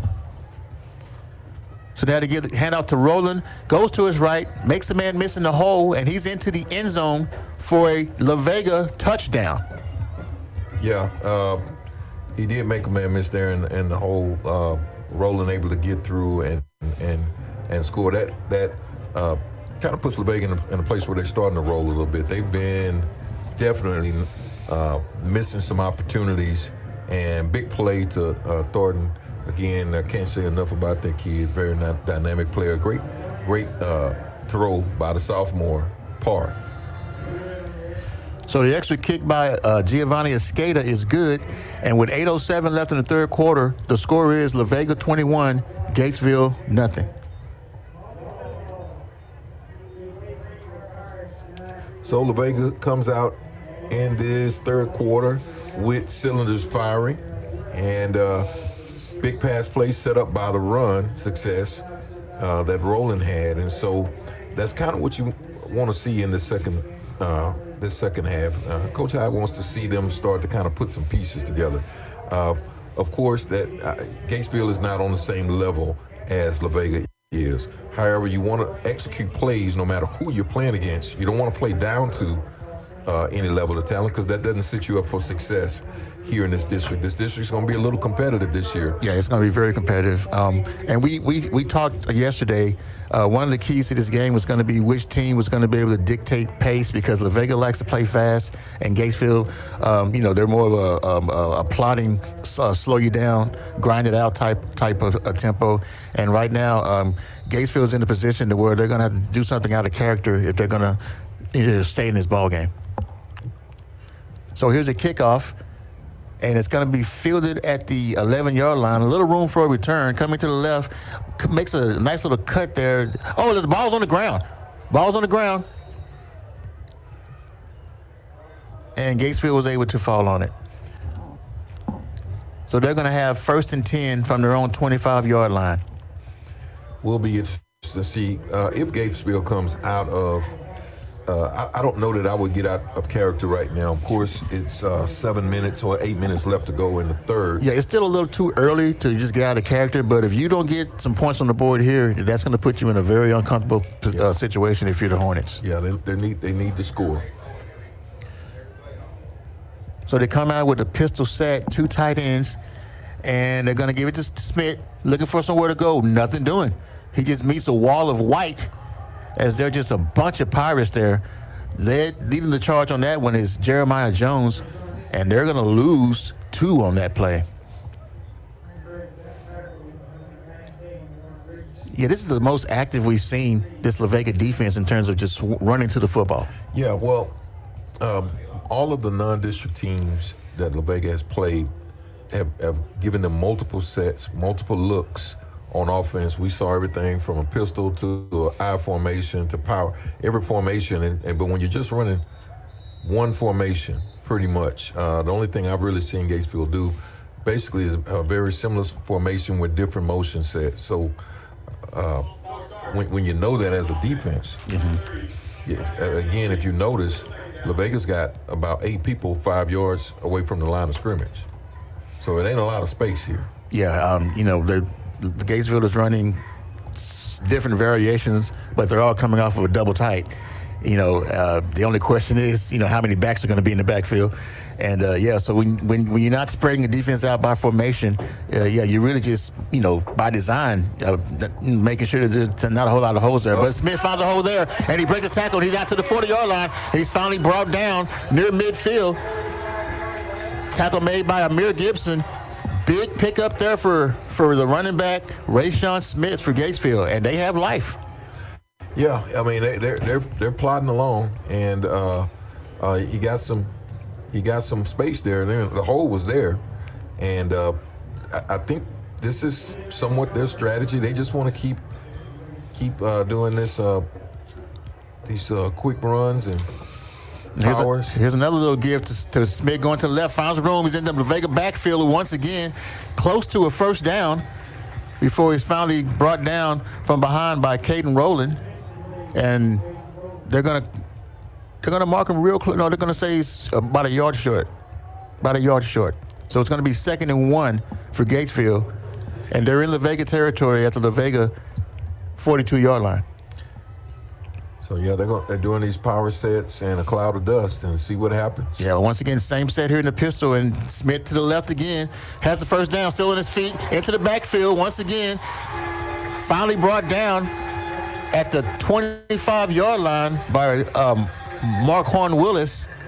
And you see Coach Hyde making an adjustment on defense, bringing Ethan back in. Yeah, he's coming back with Ethan and Zaith Gonzalez and Big Jaquavian Johnson. And so he's trying to save those guys for the offensive line, but he's having to put them back in because they're losing that battle up front. Yeah, just the defensive line for La Vega is just undersized, so this is why Coach Hyde brings in the beef here to kind of stop this offensive drive here for Gatesville. And here's Smith again coming to the right side this time.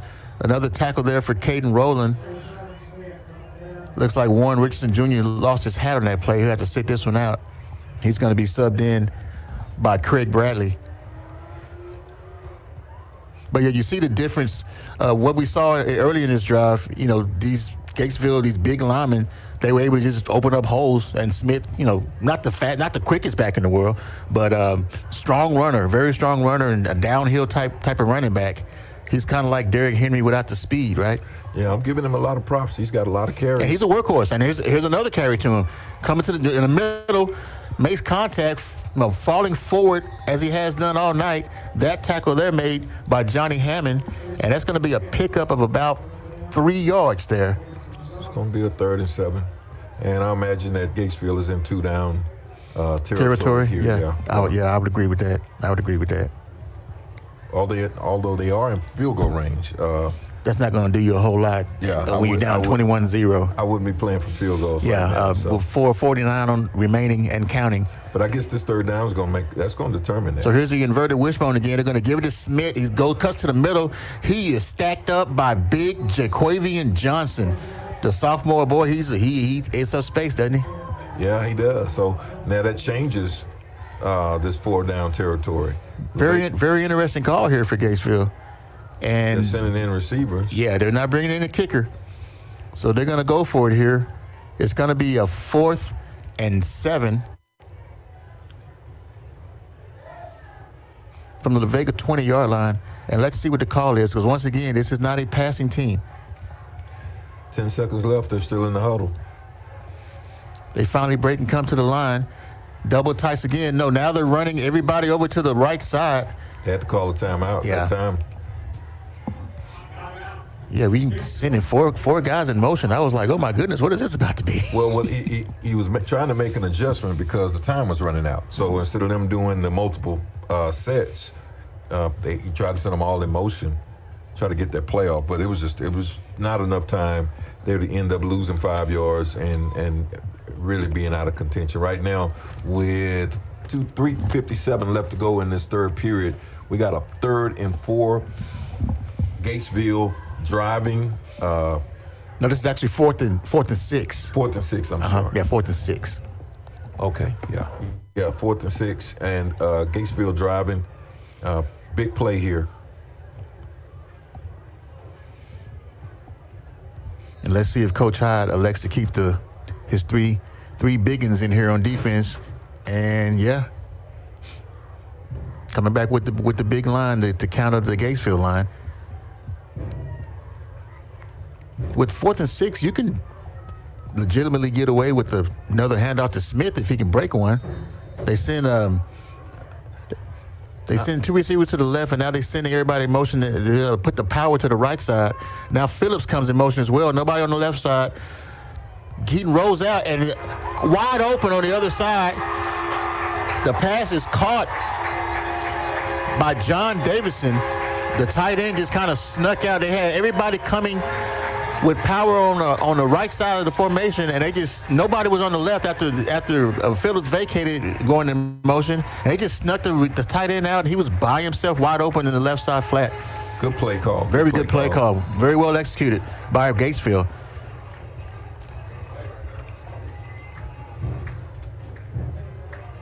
Here's the extra point attempt. It is up, and it is good.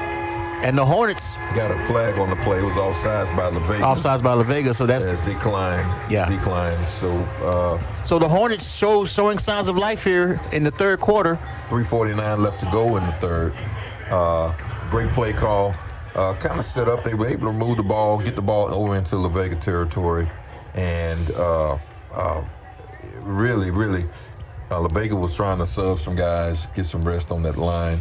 And it kind of backfired on them here, but I'd anticipate they're going to get a good steady dose of some LaVega Pirate run here coming up real soon. Kind of interesting to see if he's going to have Ethan Thompson and Zaith come back on the offensive line, where they're starters after just running 4 plays here on the defensive side of the ball. We'll get the answer to that question here pretty soon as the Pirates come on to return the kickoff here from Gatesville. Pirates leading 21-7, 3:49 left in the 3rd quarter. Back to receive for LaVega is Amir Gibson and Antoine Good. And we've seen both of those guys show how dangerous they can be in the return game, when they get their hands on it. Yeah. they're in good shape. La Vega Pirates in good shape here. Real good drive by Gatesville. Gatesville, you know, they're playing at home, playing in front of their people, their crowd, and they need to show some pride. And they did on that particular drive. They showed some pride, driving the ball downfield and scoring. Great play call there at the end. And so all La Vega needs to do is just run their game, just run their scheme, steady dose of rolling, and a hit every now and then to Thornton, and they'll be just fine. And you have to give Coach Hunter of Gatesville credit because they just remain true to themselves. There's going to be an onside kick attempt here, and Gatesville get their hands on it, and they actually recover it. Onside kick by Gatesville. Did it make it 10 yards? I was trying to see. It was pretty close. Kalen Rowland had a hand on it, and it caromed off his hand, and the Hornet player was able to fall on it. Let's see what the officials say. Coach Hyde is over the sideline already to let them know that this is an illegal touch, and it didn't go 10. It didn't go 10 is what he's saying. Let's see what the officials say. And Coach Hyde is adamant about that. And that is a call. It did not go 10 yards. Yeah, I was looking at it, Roy. I was like, maybe about 8 yards, maybe. Yeah. I mean, it was kind of close. Good play. Now, I seen, we were here a couple of years ago, Connolly facing Gatesville. Connolly up by 3 scores. And we saw Gatesville get at least two onside kicks in a row to take a game into overtime. And now we have Coach Hunter all up in the official's face saying the ball was touched by La Vega. And that's why he thinks they should have maintained possession. And he's still pleading his case here. And I don't think he's going to win that argument. Yeah, he's about 7 yards on the field right now pleading his case. Pirate offense is already on the field. Ball at the Gatesville 49-yard line.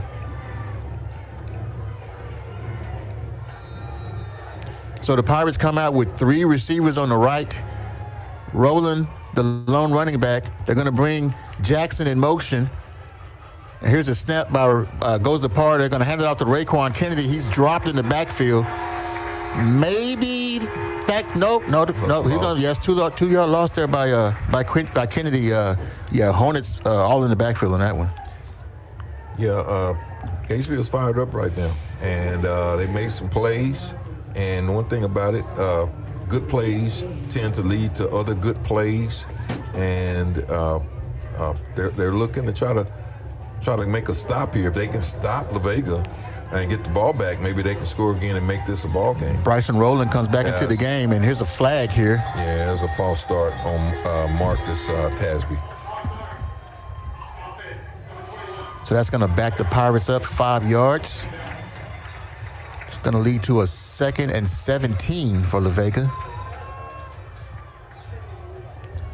Yeah, just a little mental error, and so it's going to be a passing down.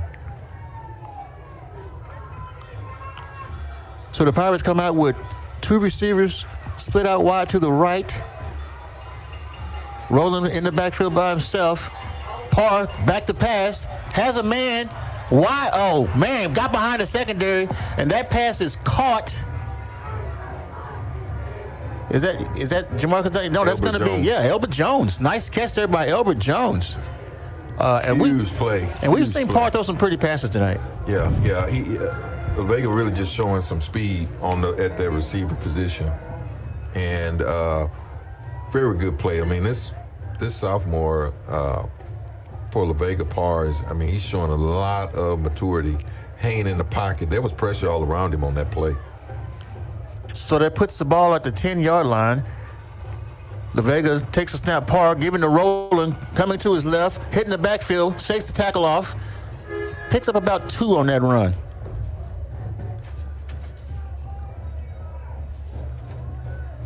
I think he just got back to the line of scrimmage. he did a lot. He probably ran for 15. Yeah. But he just got back to the line of scrimmage.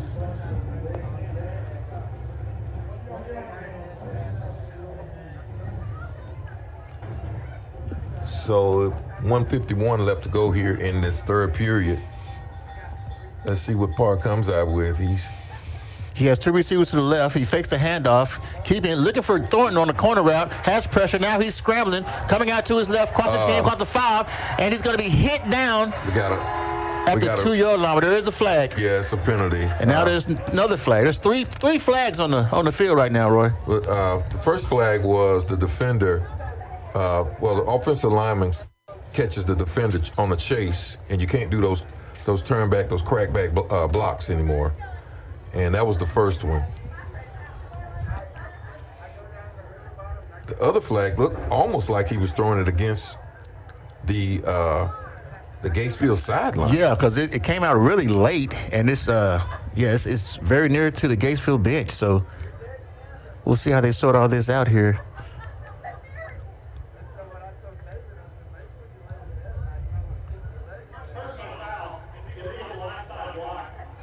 Okay, there's an illegal block, Roy. Oh.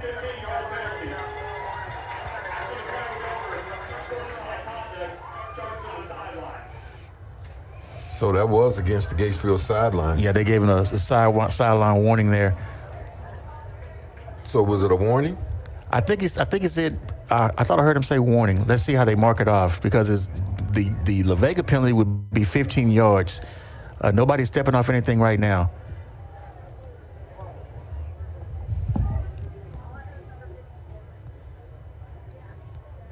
Here comes the official with another ruling here.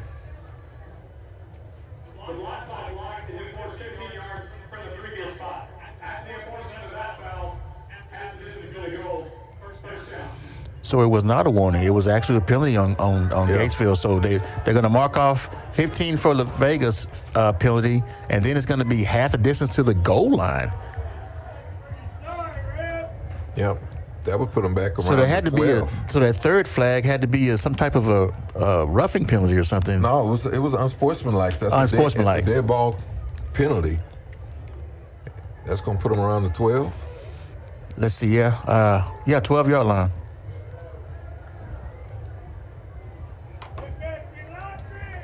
So it's going to be a first and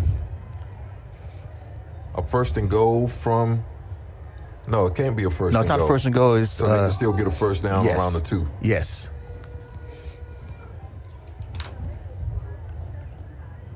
So the Pirates getting the call from the sideline. Jamarcus Daniel comes into the game for La Vega, and he's split out to the left with Elbert Jones. Thornton out by himself on the right, rolling in the backfield with Parr. They send Jones in motion. Jet sweep to Jones. He's turning the corner, finds a crack, falls into the end zone, and that's going to be another La Vega touchdown. Jet sweep by Elbert Jones, 12-yard run. And here's more flags on the play? Whole play.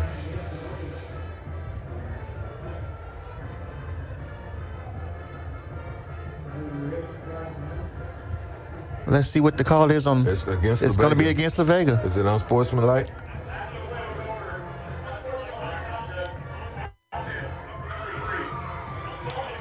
So it's after the play. Jones must have said something when he got to the end zone. He did a posture over there, and when he got in, almost like he was flexing. Here. I tell you what, these officials here in this third quarter. He said something. Yeah, he had to say something. He said something. But it does not take the points off the board. So Skater comes out for the extra point. They're going to enforce a penalty on the kickoff. So here's the snap for La Vega. It's up, and it is good. So with 1:02 left to go here in the third period, La Vega is up 28-7. We're going to take a quick break. We'll be right back. You're listening and watching La Vega Pirate Football on 94.5. Central Texas home for sports. It's Centex Sports Network and Infinity Sports. Catch all your in-depth sports analysis with the best. The hottest sports show in the evening is Centex Primetime, hosted by Jalen Gillis. Act like y'all. Weekdays 5 to 7. This is the Central Texas #1 leader in sports. Centex Sports Network. That's right, sports fans. We can talk about sports. And Infinity Sports. Are you looking for something new and unforgettable in Waco? Come to the Blazing Asian, where authentic Cambodian flavors meet creative culinary flair. Voted People's Choice as Waco's #1 Asian restaurant since 2019 by both the Wacoan Magazine and the Waco Tribune Herald. Located inside the popular Union Hall on 8th and Franklin, we're serving up family recipes with a twist. Blazing Asian egg rolls are rolled fresh daily, and their sauces or marinades are made in-house with love. Stop by today. Located inside the popular Union Hall on 8th and Franklin. And for Baylor students, enjoy 10% off with your student ID.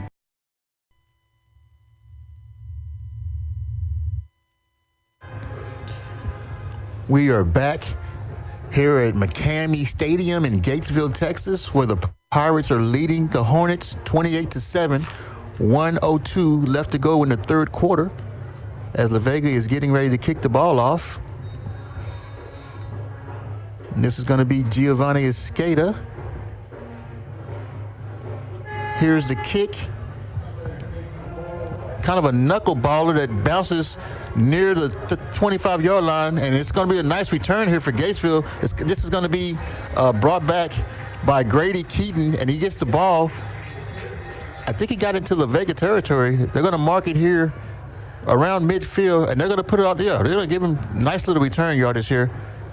It's going to be 1st and 10 for Gatesville at the La Vega 48-yard line.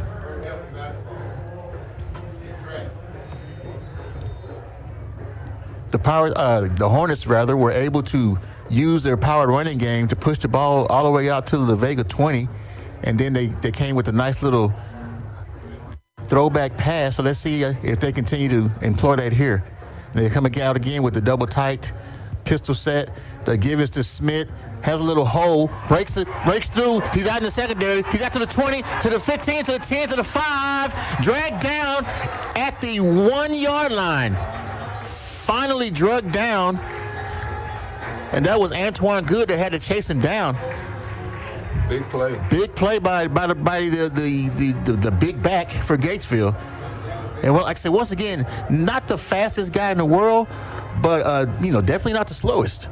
Yeah, they've been hitting the gaps. They've been trying all parts of this line, and. So 3 backs in the backfield here. They're going to just lead blockers for Smith, and he ducks his head and bulls his way into the end zone. And that's another Gatesville touchdown. That's a quick response by Gatesville. You have to be impressed with this Smith kid. He's a true workhorse running back. And, he's been falling forward. He's a load to bring down. 200-200-6895.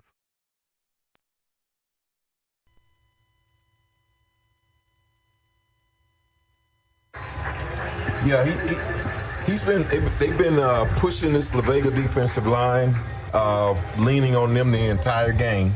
And the reason you do that, even when you don't see the results in those first 2 quarters, is that you're hoping that later in the game, you'll start breaking some of those runs. Yeah, and what we've been seeing is when La Vega doesn't have to put their 3 big guys in there, on the defensive line, because when they're in there, they don't get pushed around like the starters do, because they're just bigger guys. And this Gatesville Hornets offensive line, not only are they big, but they're physical, just like the running back. Yeah, but you just can't have these guys going both ways, for the rest of the half. That's just asking a lot. Yeah, and this one of the downsides of 4A football, and you get some guys that got to spend a lot of energy just trying to stop the run. And one thing Coach Hodge said to me very early in the season, we're going to be pretty much smaller up front than just about everybody we face this season, but we got to find a way to counter that. Yeah, and except for China, most of the teams, most of the teams are looking kind of small on the line in the district. And so they got to find other ways. When we talked about that in one of the other games, what La Vega does have is speed. So La Vega anticipating another onside kick attempt, so they kick it over their head, and the ball bounces at the 30-yard line. It's fielded by Antoine Good after it takes a little hop backwards, a little Gatesville hop backwards. And they're going to set the Pirates up 1st and 10 at their own 24-yard line.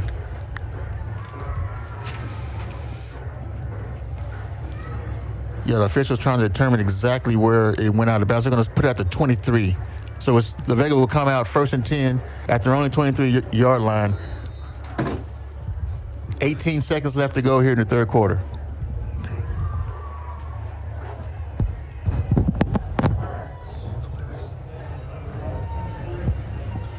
So here's a snap by Parr. They give it to Rowland, going to his right. Works through the hole. Gets out to out across the 30. It's going to be about an 8-yard pickup here as the time is going to expire. And La Vega will start the fourth quarter with a 2nd and 2, up 28-14. We're getting ready to take a break as we get ready to come back for the fourth quarter. Make sure you stay tuned. You are listening and watching La Vega Pirate Football on 94.5 and Infinity Sports Network. We'll be right back. Central Texas home for sports. It's Centex Sports Network and Infinity Sports. Catch all your in-depth sports analysis with the best. The hottest sports show in the evening is Centex Primetime, hosted by Jalen Gillis. Act like y'all know. Weekdays 5 to 7. This is the Central Texas #1 leader in sports. Centex Sports Network. That's right, sports fans. We can talk about sports. And Infinity Sports.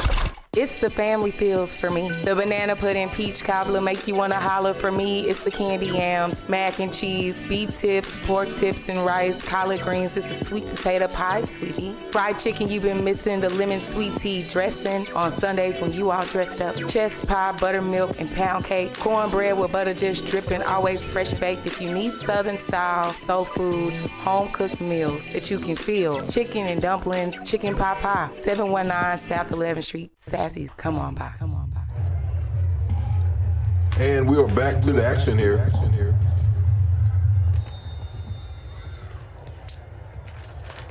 This is going to be a 2nd and 2 for La Vega at their own 31-yard line. Rowland, once again, in the shotgun with Parr. They're going to give to Rowland on the left side, and he's dropped for a loss in the backfield. Immediately hit. Very nice read there by Xavier Clatter coming up from the secondary. Loss of 5. That particular one is a little bit too much dancing in the backfield.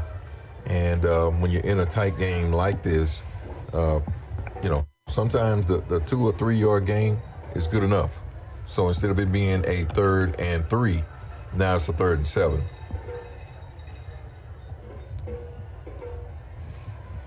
Pirates taking their time getting the play in from the sideline, trying to let the clock run.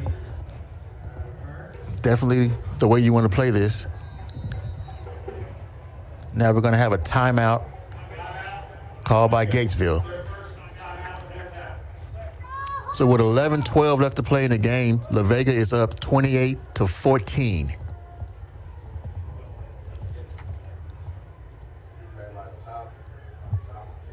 Roy, what has been the biggest thing that you've seen today that's been most impressive? I guess, really, and of course we're calling the game for La Vega. There's been a lot of fight out of this Gatesville team. There were some moments where this thing could have really went off the wheels. The wheels could have came off, but they stayed in here. And I've seen Gatesville do this before, where they keep it close, get a bunch of crazy plays, and get back in a game. What La Vega needs to do is to learn how, when you got an opponent down, you need to go ahead and finish it and close the deal. That's what they need to do in this fourth quarter. Close the deal so everybody in the district that they mean business. Put them on notice, yeah, absolutely, I agree with that. So now they come back to the line here. Twin receivers on the left side. Thornton by himself on the right. Rolling in the backfield with Parr in the shotgun. Here's the snap. Parr rolls, looking toward Thornton. On a little comeback hitch, he catches the ball, makes a man miss. Gets down to the 39-yard line. And that's going to be another Link Credit Union first down by La Vega. So it's going to be an 11-yard pickup there on the pass from Parr to Thornton.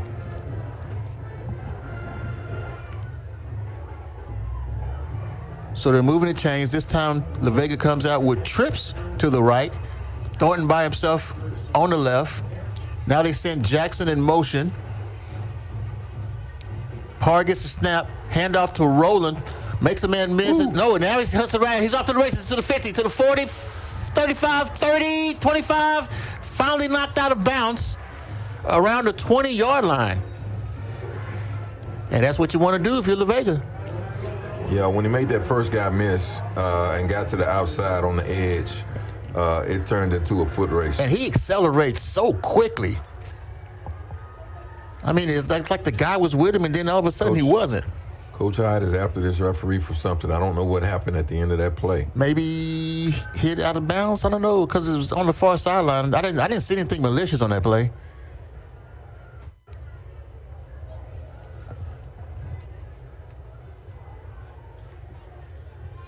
It's a 30-yard run for Rowland. It's going to be 1st and 10 at the Gatesville 20-yard line.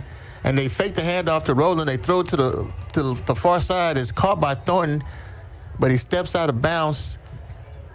Looks like it's going to be at the Gatesville. He'll be around the Gatesville 12 there.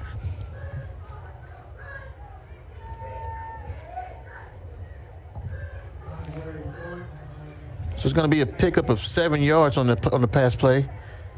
Going to bring up a 2nd and 3.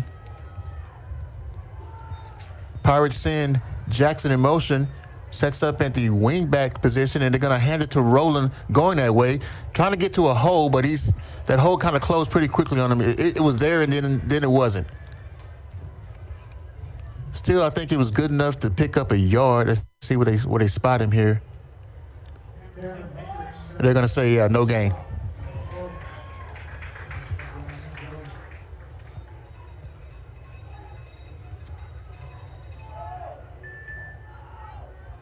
It's a brief stoppage in play here. Okay, now the clock is running.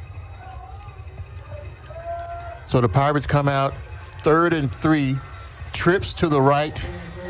Thornton by himself on the left. They're sending Jackson in motion again. And they're going to hand it off to Rowland, trying to find some room. Not a whole lot there. He did good just avoiding a loss on that run there. 2 Gatesville defenders immediately in the backfield. Now they're going to say he did lose a yard. So decision time here as we're on 4th down. They're definitely in Escada's field goal range here. And so far the offense is staying on the field. Yep, they're staying in. They're staying in. So with 8:38 left to go, Vega up 28-14 down here in Gatesville, Texas. So they come out with 2 receivers on the right, Thornton on the left. Parr looking to pass, has time, still looking for now forced a scramble. He has Thornton, but he's going to pick up the first down. Now he's at the 5, and Parr's going to get knocked out of bounds at the Gatesville 3-yard line. Again, as the play began to break down, if you're watching this Parr sophomore, his footwork in the pocket is very impressive. He shuttles right, shuttles left, avoids, buys himself more time, and then the whole side opens up, and he's able to pick up the first down with his feet without risking throwing the ball. Right. A lot of maturity by this kid. Yeah, very, very good decision-making that we've seen tonight on Parr. And now they're going to hand off straight to Rowland, almost into the end zone. I think they're going to call him down at the 1. So that's going to be a little 2-yard pickup there for Bryson Rowland. Real close. He's just got a... Yeah, he's really inside the 1. He's inside the 1, and Coach Tusa would say he just got a tinch. He just needs a tinch to get in the store. So here's the Pirates here on 2nd down from the 1. And they give it to Rowland straight ahead. He leaps in the air. Somebody grabbed him from the back, but he was able to stick the ball across the goal line. But he fumbles the ball, almost loses possession. And there's no signal. No, he's not across. No, they're saying he didn't make it. He tried to dive in there, but I couldn't see who that was. But a very alert play by a Gatesville defender to kind of grab him by the waist to keep him from getting any height on that lunge. So no gain on the carry, and it's going to be 3rd and goal from the 1. Yeah, that's not a real smart play by the running back on that one. Keep your feet keep your feet, especially on the 1 yard line. You don't need to do that. And the thing about him, he's special because of his feet. Yeah, and let those big guys in the front make a way for you. So here's the Pirate again. They're going to give it straight ahead to Roland. He's hitting the backfield. I mean, stacked up by a gang of Gatesville defenders there. He's going to lose about 3 on that run. I mean, there was nothing doing there. That's going to be 4th down and about 3 yards. And once again, they are not going to take the field goal. No. Interesting. Well, so Daylon Pulling comes in the game as a substitute for the Pirates. Yeah, what do you think about this call, Roy? I think they're trying to send a message. I think, 3 seconds, they're going to have to call timeout. Yeah, they're about to run out of time here. Yeah. And they do get the timeout in time. So real interesting. It's amazing. I've been down here to Gatesville quite a few times. And there's been some times where it kind of got out of hand, but if you let these guys hang around, they can really hurt you. And so Coach Hyde is trying to take that off the table. It's 6 minutes and 30 seconds left. He's trying to make this a 3-score lead, and if so, it's pretty much a wrap unless something crazy happens. But I guess I'm thinking, wouldn't the field goal do the same thing because of the way Gatesville offense operates? And that's why I said he's trying to send a message. Right. All right, this is a district game. Mm-hmm. And eyes are always on La Vega. They are a ranked team. Mm-hmm. And you want to, Yeah, they're the highest ranked team in the district. Yeah. Yeah, you want to make sure that score reflects it, and it's there's been some emotional plays down here on the field. He's trying to send a message to these guys, and he's trying to get his team prepared for after district. You got to grind it out like this. It's 4th down and 3 yards to go. So here's the 4th down play, and the Pirates, they're in tight this time. They give it to Pullen. I'm saying they try to give it to Roland. They fake the handoff. Parr fumbles the football, and Gatesville recovers it at the La Vega 19-yard line. Wow. And that is that's the part that is dangerous. So with 6 minutes and 20 seconds left to go, Gatesville has the ball. And it actually, instead of it being on the 3, because of the fumble, they bring it all the way out to the 17-yard line. That's about the 18. Yeah, the leg 18. And that's one thing. The safer play would be the field goal. You are exactly right. Because even if you miss it, Gatesville has to take possession inside their own 10. So as I said, he's trying to make a statement here. Oh yeah, and I understand that. Play some defense. So here's a give to Smith. That's his 24th carry of the night. This kid is a true workhorse running back for Gatesville. Falls forward there. He's going to give him a mark of about 2 on that carry. And it's going to set up they give him 1. And they come out with the hurry up. Still running the same double tight formation. 2nd and 9 from the Vega 19. And here's another carry to Smith. Nothing doing. Stacked up in the line. That's going to be a drop for a loss on that one. And Caden Rowland said, no, sir, not on this one. Came up and dropped him for a loss in the backfield. One of the few times you've seen Smith fall backwards all night. Yeah, so Vegas going to come here. They're ready to go, too. These guys, they saw what Smith did in that last possession, and they don't want just that on film. Now, I expect this defense to be stinging right now. So on the 3rd down play, Keaton rolls out to throw a pass. Incomplete, very, very tight coverage there by Amir Gibson on Gatesville's best receiver, Amos Phillips. That's one of the few passes we've seen tonight.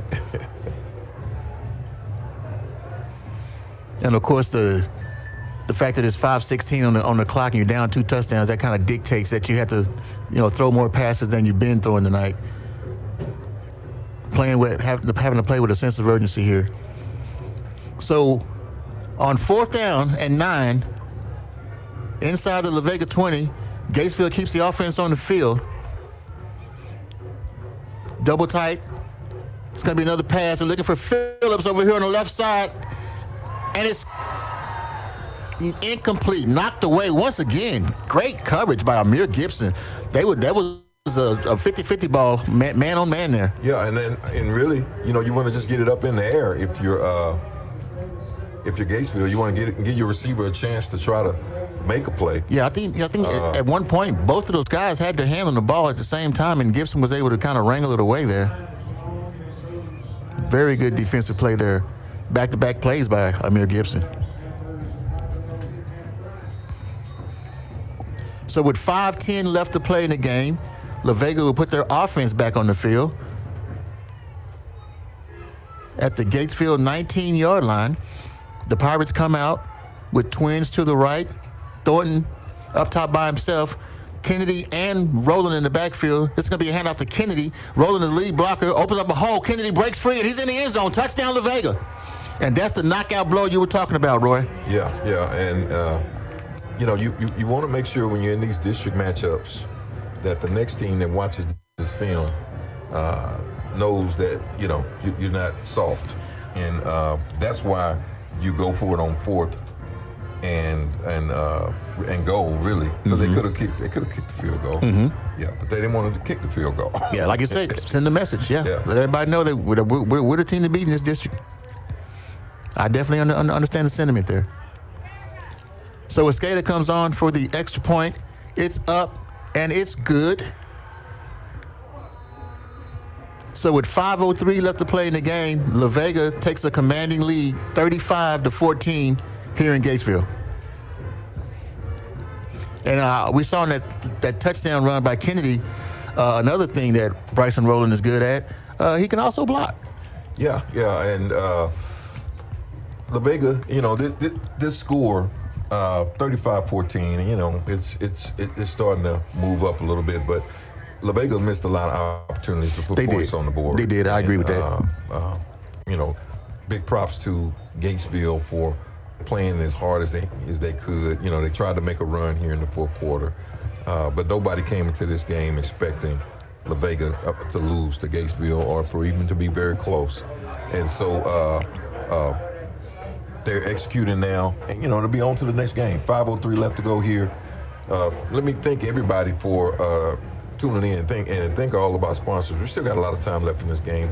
I want to thank Pickens Bail Bonds. I want to thank Link Credit Union, Blazing Asian, some of the best, I guess, is it Tex Asian cuisine? What do we call that? I'm not sure what you call it, but other than delicious. Yeah. Make sure you check those guys out. Prosperity Tax Service for those that need to get their taxes prepared, and all of the sponsors that help make this possible. Speaking of which, at the end of the game, we're going to announce the player of the game, sponsored by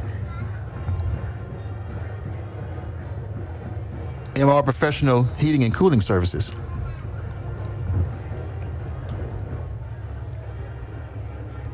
And just to also say, if you're listening or you've got a business, small business, and you want to help us bring you student athleticism here in the Central Texas area, definitely inbox me or inbox us at the radio station. We're getting ready to. Was that incomplete? Or I think it hit the ground. Yeah, Gatesville throwing a throw. No. No, they're taking it back. Yeah, they're taking it back. I thought I saw it hit the ground. Yeah. We're getting ready to kick off McLennan Community College basketball here in just a few weeks, and so you still got time to kind of get your business on board, get featured. 50,000 people a week listen to the content that we put out.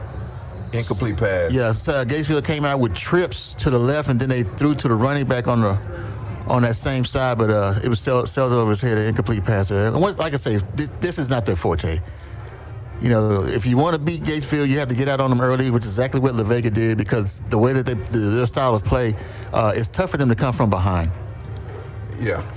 So and they come out, same formation here with trips to the left, shotgun, rolling to his left, looking downfield, Good play. Yeah, he had on a little comebacker to Phillips. I think it's going to be enough for a first down. It is.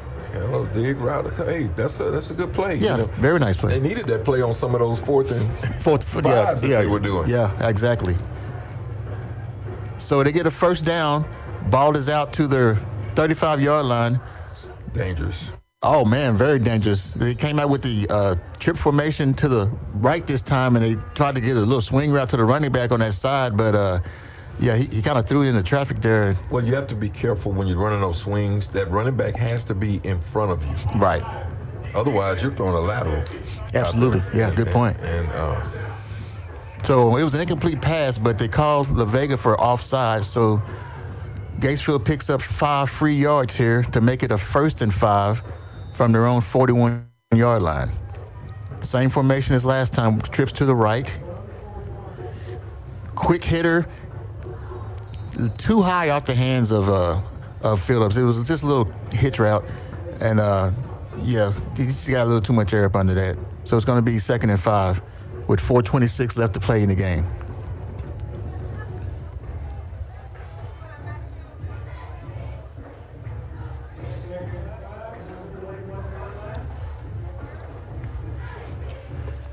Back to throw, has a little time. Now he has scrambled. He's being chased down by Richardson, and he gets the ball off just before he gets hit from behind by Mr. Warren Richardson Jr.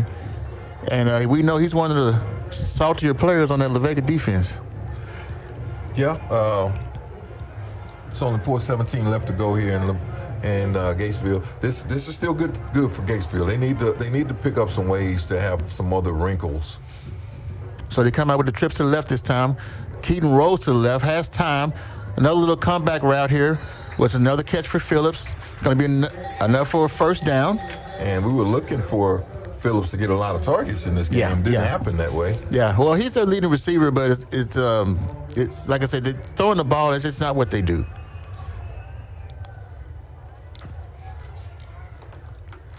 But it is going to be a first down for Gatesville at their own 48-yard line. This time they go with the trips to the right. So the same formation, just flipping sides here. This time there's another quick hit to Phillips. He catches it. He's across the 50, knocked out of bounds by Marquay Willis in La Vega territory at the La Vega 48-yard line. So it stops the clock at 4:02 left to go in the game.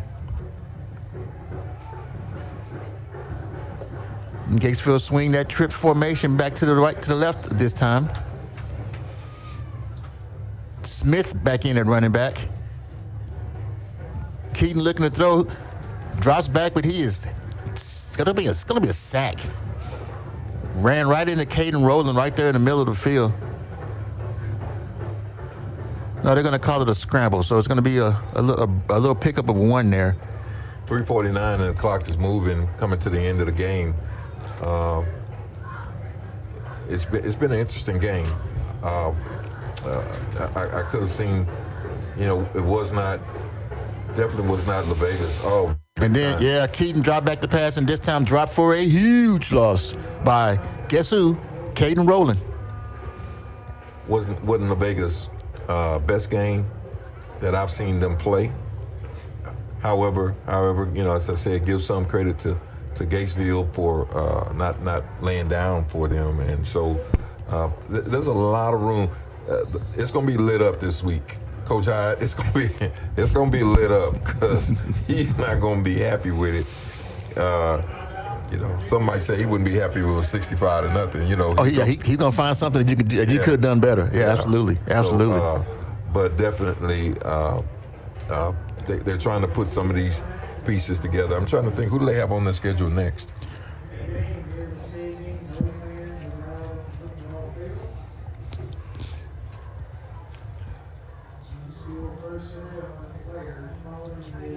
China Spring. Well, yeah, China Spring. That's going to be a little matchup, and that's why I said I know Coach Hyde wanted to see them perform a little bit better today. They didn't play bad, but I'm just knowing that the ceiling is a lot higher for these guys to use the weapons that they have. I could have seen Thornton have a few more targets. You know, he did play well, but you know. Well, and speaking of, I'm going to go ahead and call it with 3:03 left to play. You're going to talk about the I'm going to call it player of the game. The MR Professional Heating and Cooling Services player of the game is Jabari Thornton. 7 catches for 168 yards and 2 touchdowns for La Vega, both in the first quarter. MR Professional Heating and Cooling Services, where you get professional services at affordable prices. So if my air conditioning is not working, you said I can give these guys a call? These are the guys you should call. Okay. First and second. Fourth and forever, throwing a ball. One nice one-handed catch on the sideline by Amos Phillips, and that's going to be enough for a first down. Wow. Big time catch. Big time catch there. One-handed on the sideline. That's the catch of the game. It actually is. 30-yard pickup, and it moves the chains for Gatesville. Still showing a little fight. Obviously, the game is over, but this is what you want to see out of your team, you know? Pride is something that matters in a football game. Always. So here's another swing pass. Oh, Smith made it, but he was knocked off his feet. Nice tackle there by Craig Bradley. He just took the big man and chopped him down at the trunks there. Yeah, it's you know, you're trying to get out of this game without any injuries. It's a little chippy here. It is getting a little chippy here at the end. That's going to be about a six-yard loss for Gatesville. As Keaton gets the ball, rolls out, now he's looking for room, running out of nowhere to go. He's being chased, and he's going to be escorted out of bounds there by Elbert Jones. It's going to be another negative play for Gatesville. Well, so much for taking a knee. Still 2:20 left to go in this one. Here we are with another 3rd and long for Gatesville. I would imagine some kind of way, look for Amos Phillips. Why not? Why not? I know who their player of the game is. So they're coming out trips to the left here. Keaton with time takes the check down play, and that's going to be complete to Clark Aldman. He's going to pick up about. He's not. You got to have game awareness. So he runs that out. The coach is telling him, "Hey, look, you got a 1-yard gain. Yeah. You can't go out of bounds. You got to turn it up."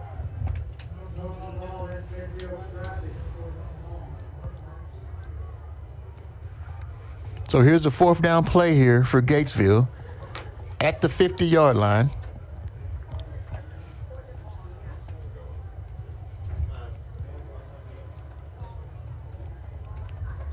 There's some reason for the delay here. Let's see what's going on. Gatesville will take a timeout.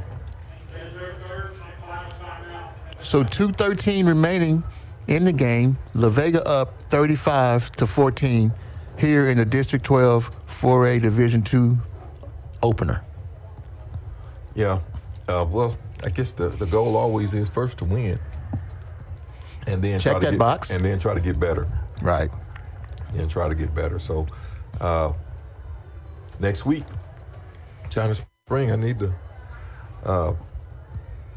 tap in and see what that China Spring game looks like here. Let me take a peek.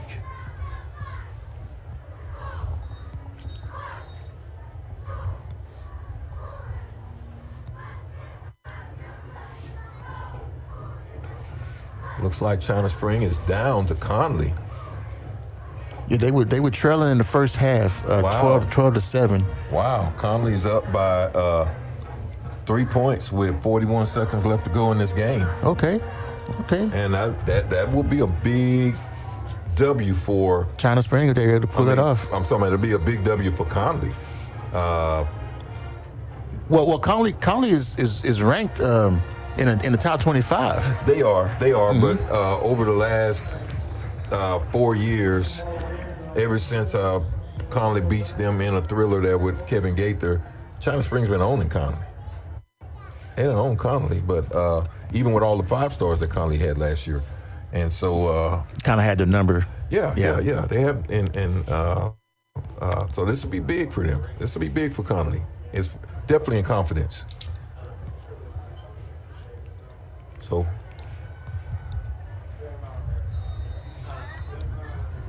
2:06 left to go here in this fourth quarter. This last 5 minutes going by a little slow. Yeah, and we saw another completion there, but it was short of the sticks, and so La Vega's going to bring their offense out. Oh no, they gave him the first down. Oh no, I'm sorry. I said it right the first time.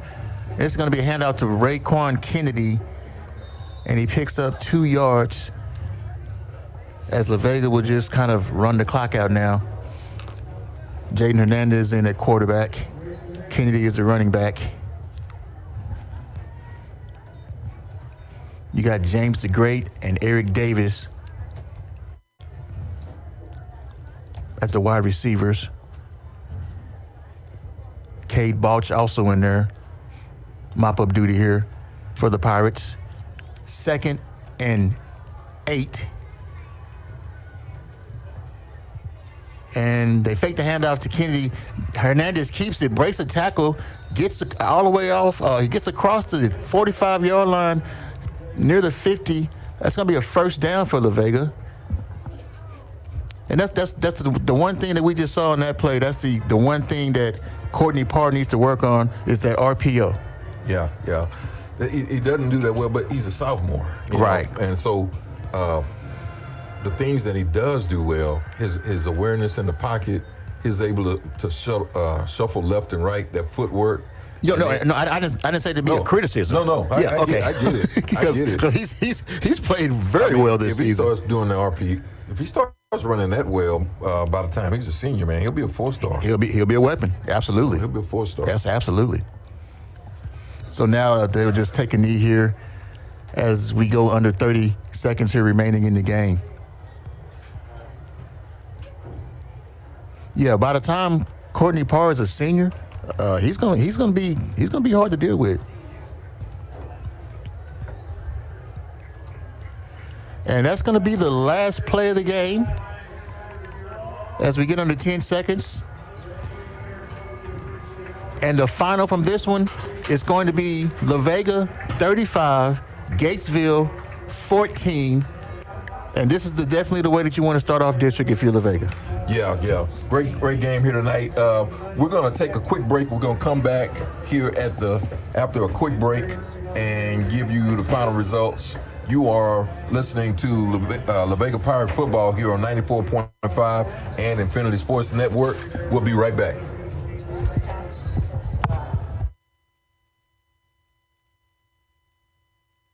Stewart bringing it to you solo tonight.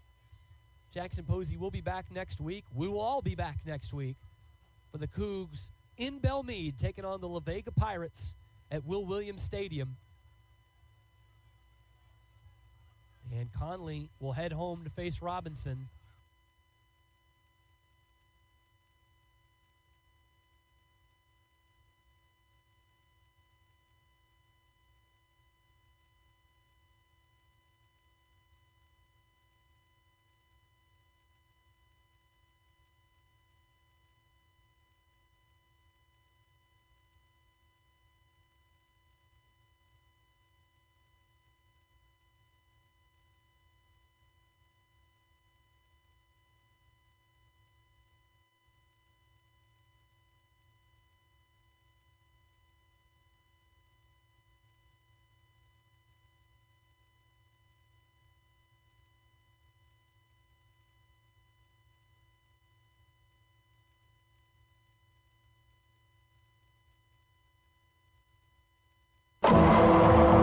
When you suffer an injury at home, work, or on the road involving a car, 18-wheeler, or motorcycle, the first thing you need to do before calling anyone is dial 1-800-INJURIES for locally owned and operated the Zimmerman Law Firm. Are you looking for something new and unforgettable in Waco? Come to the Blazing Asian, where authentic Cambodian flavors meet creative culinary flair. Voted People's Choice as Waco's #1 Asian restaurant since 2019 by both the Wacoan Magazine and the Waco Tribune Herald. Located inside the popular Union Hall on 8th and Franklin, we're serving up family recipes with a twist. Blazing Asian egg rolls are rolled fresh daily, and their sauces or marinades are made in-house with love. Stop by today. Located inside the popular Union Hall on 8th and Franklin. And for Baylor students, enjoy 10% off with your student ID. Central Texas home for sports. It's Centex Sports Network and Infinity Sports. Catch all your in-depth sports analysis with the best. The hottest sports show in the evening is Centex Primetime, hosted by Jalen Gillis. Act like y'all. Weekdays 5 to 7. This is the Central Texas #1 leader in sports. Centex Sports Network. That's right, sports fans. We can talk about sports. And Infinity Sports.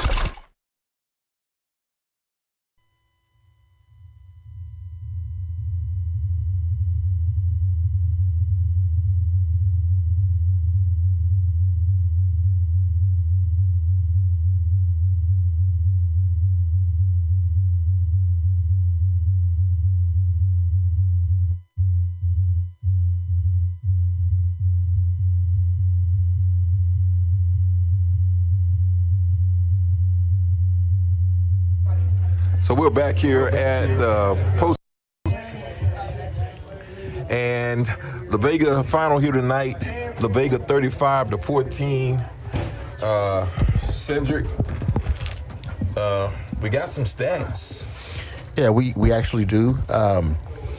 We have Jabari Thornton led La Vega in receiving, 7 catches for 168 yards, and then the leading rusher for La Vega was Bryson Rowland, 19 carries, 108 yards, and a touchdown. And then we also had Courtney Parr, 16 of 20, 242 yards, 2 touchdowns, and an interception. Yeah, some real good stats from some of the guys tonight. As I said, it left a lot on the field, a lot that Coach Hyde's going to be able to coach on and try to get improvement and get better for the next game. Going up against China Spring, looks like China Spring failed tonight to Connolly, and so definitely China Spring's going to be looking to bounce back next week. But Gatesville showed some grit tonight. Oh, absolutely. Gatesville showed some grit tonight. The score doesn't reflect it, but they didn't give up. And so what do you think that La Vega needs to do to kind of get better, to get ready for this China Spring game next week? Well, they can't take a quarter off, which they basically did in this game. They didn't put up any points in the second quarter and didn't necessarily execute after coming out like a house of fire in the first quarter. So they need to find a way to continue to execute that, throughout the whole game, each quarter. And because they very could have easily put a couple more touchdowns on the board tonight. Yeah. So we're getting ready to call it quits tonight here from Gatesville, Texas. We're going to make it back to Waco, but I want to thank everybody for tuning in to CBS Sports, Infinity Sports Network. And from Gatesville, Texas, your final score is that 35-14. This has been Leroy Gillis and with Cedric Eichelhart, and we will see you on Monday, Centex Prime Time. Central Texas home for sports. It's Centex Sports Network and Infinity Sports. Catch all your in-depth sports analysis with the best. The hottest sports show in the evening is Centex Primetime, hosted by Jalen Gillis. Act like y'all. Weekdays 5 to 7. This is the Central Texas #1 leader in sports. Centex Sports Network. That's right, sports fans. We can talk about sports. And Infinity Sports.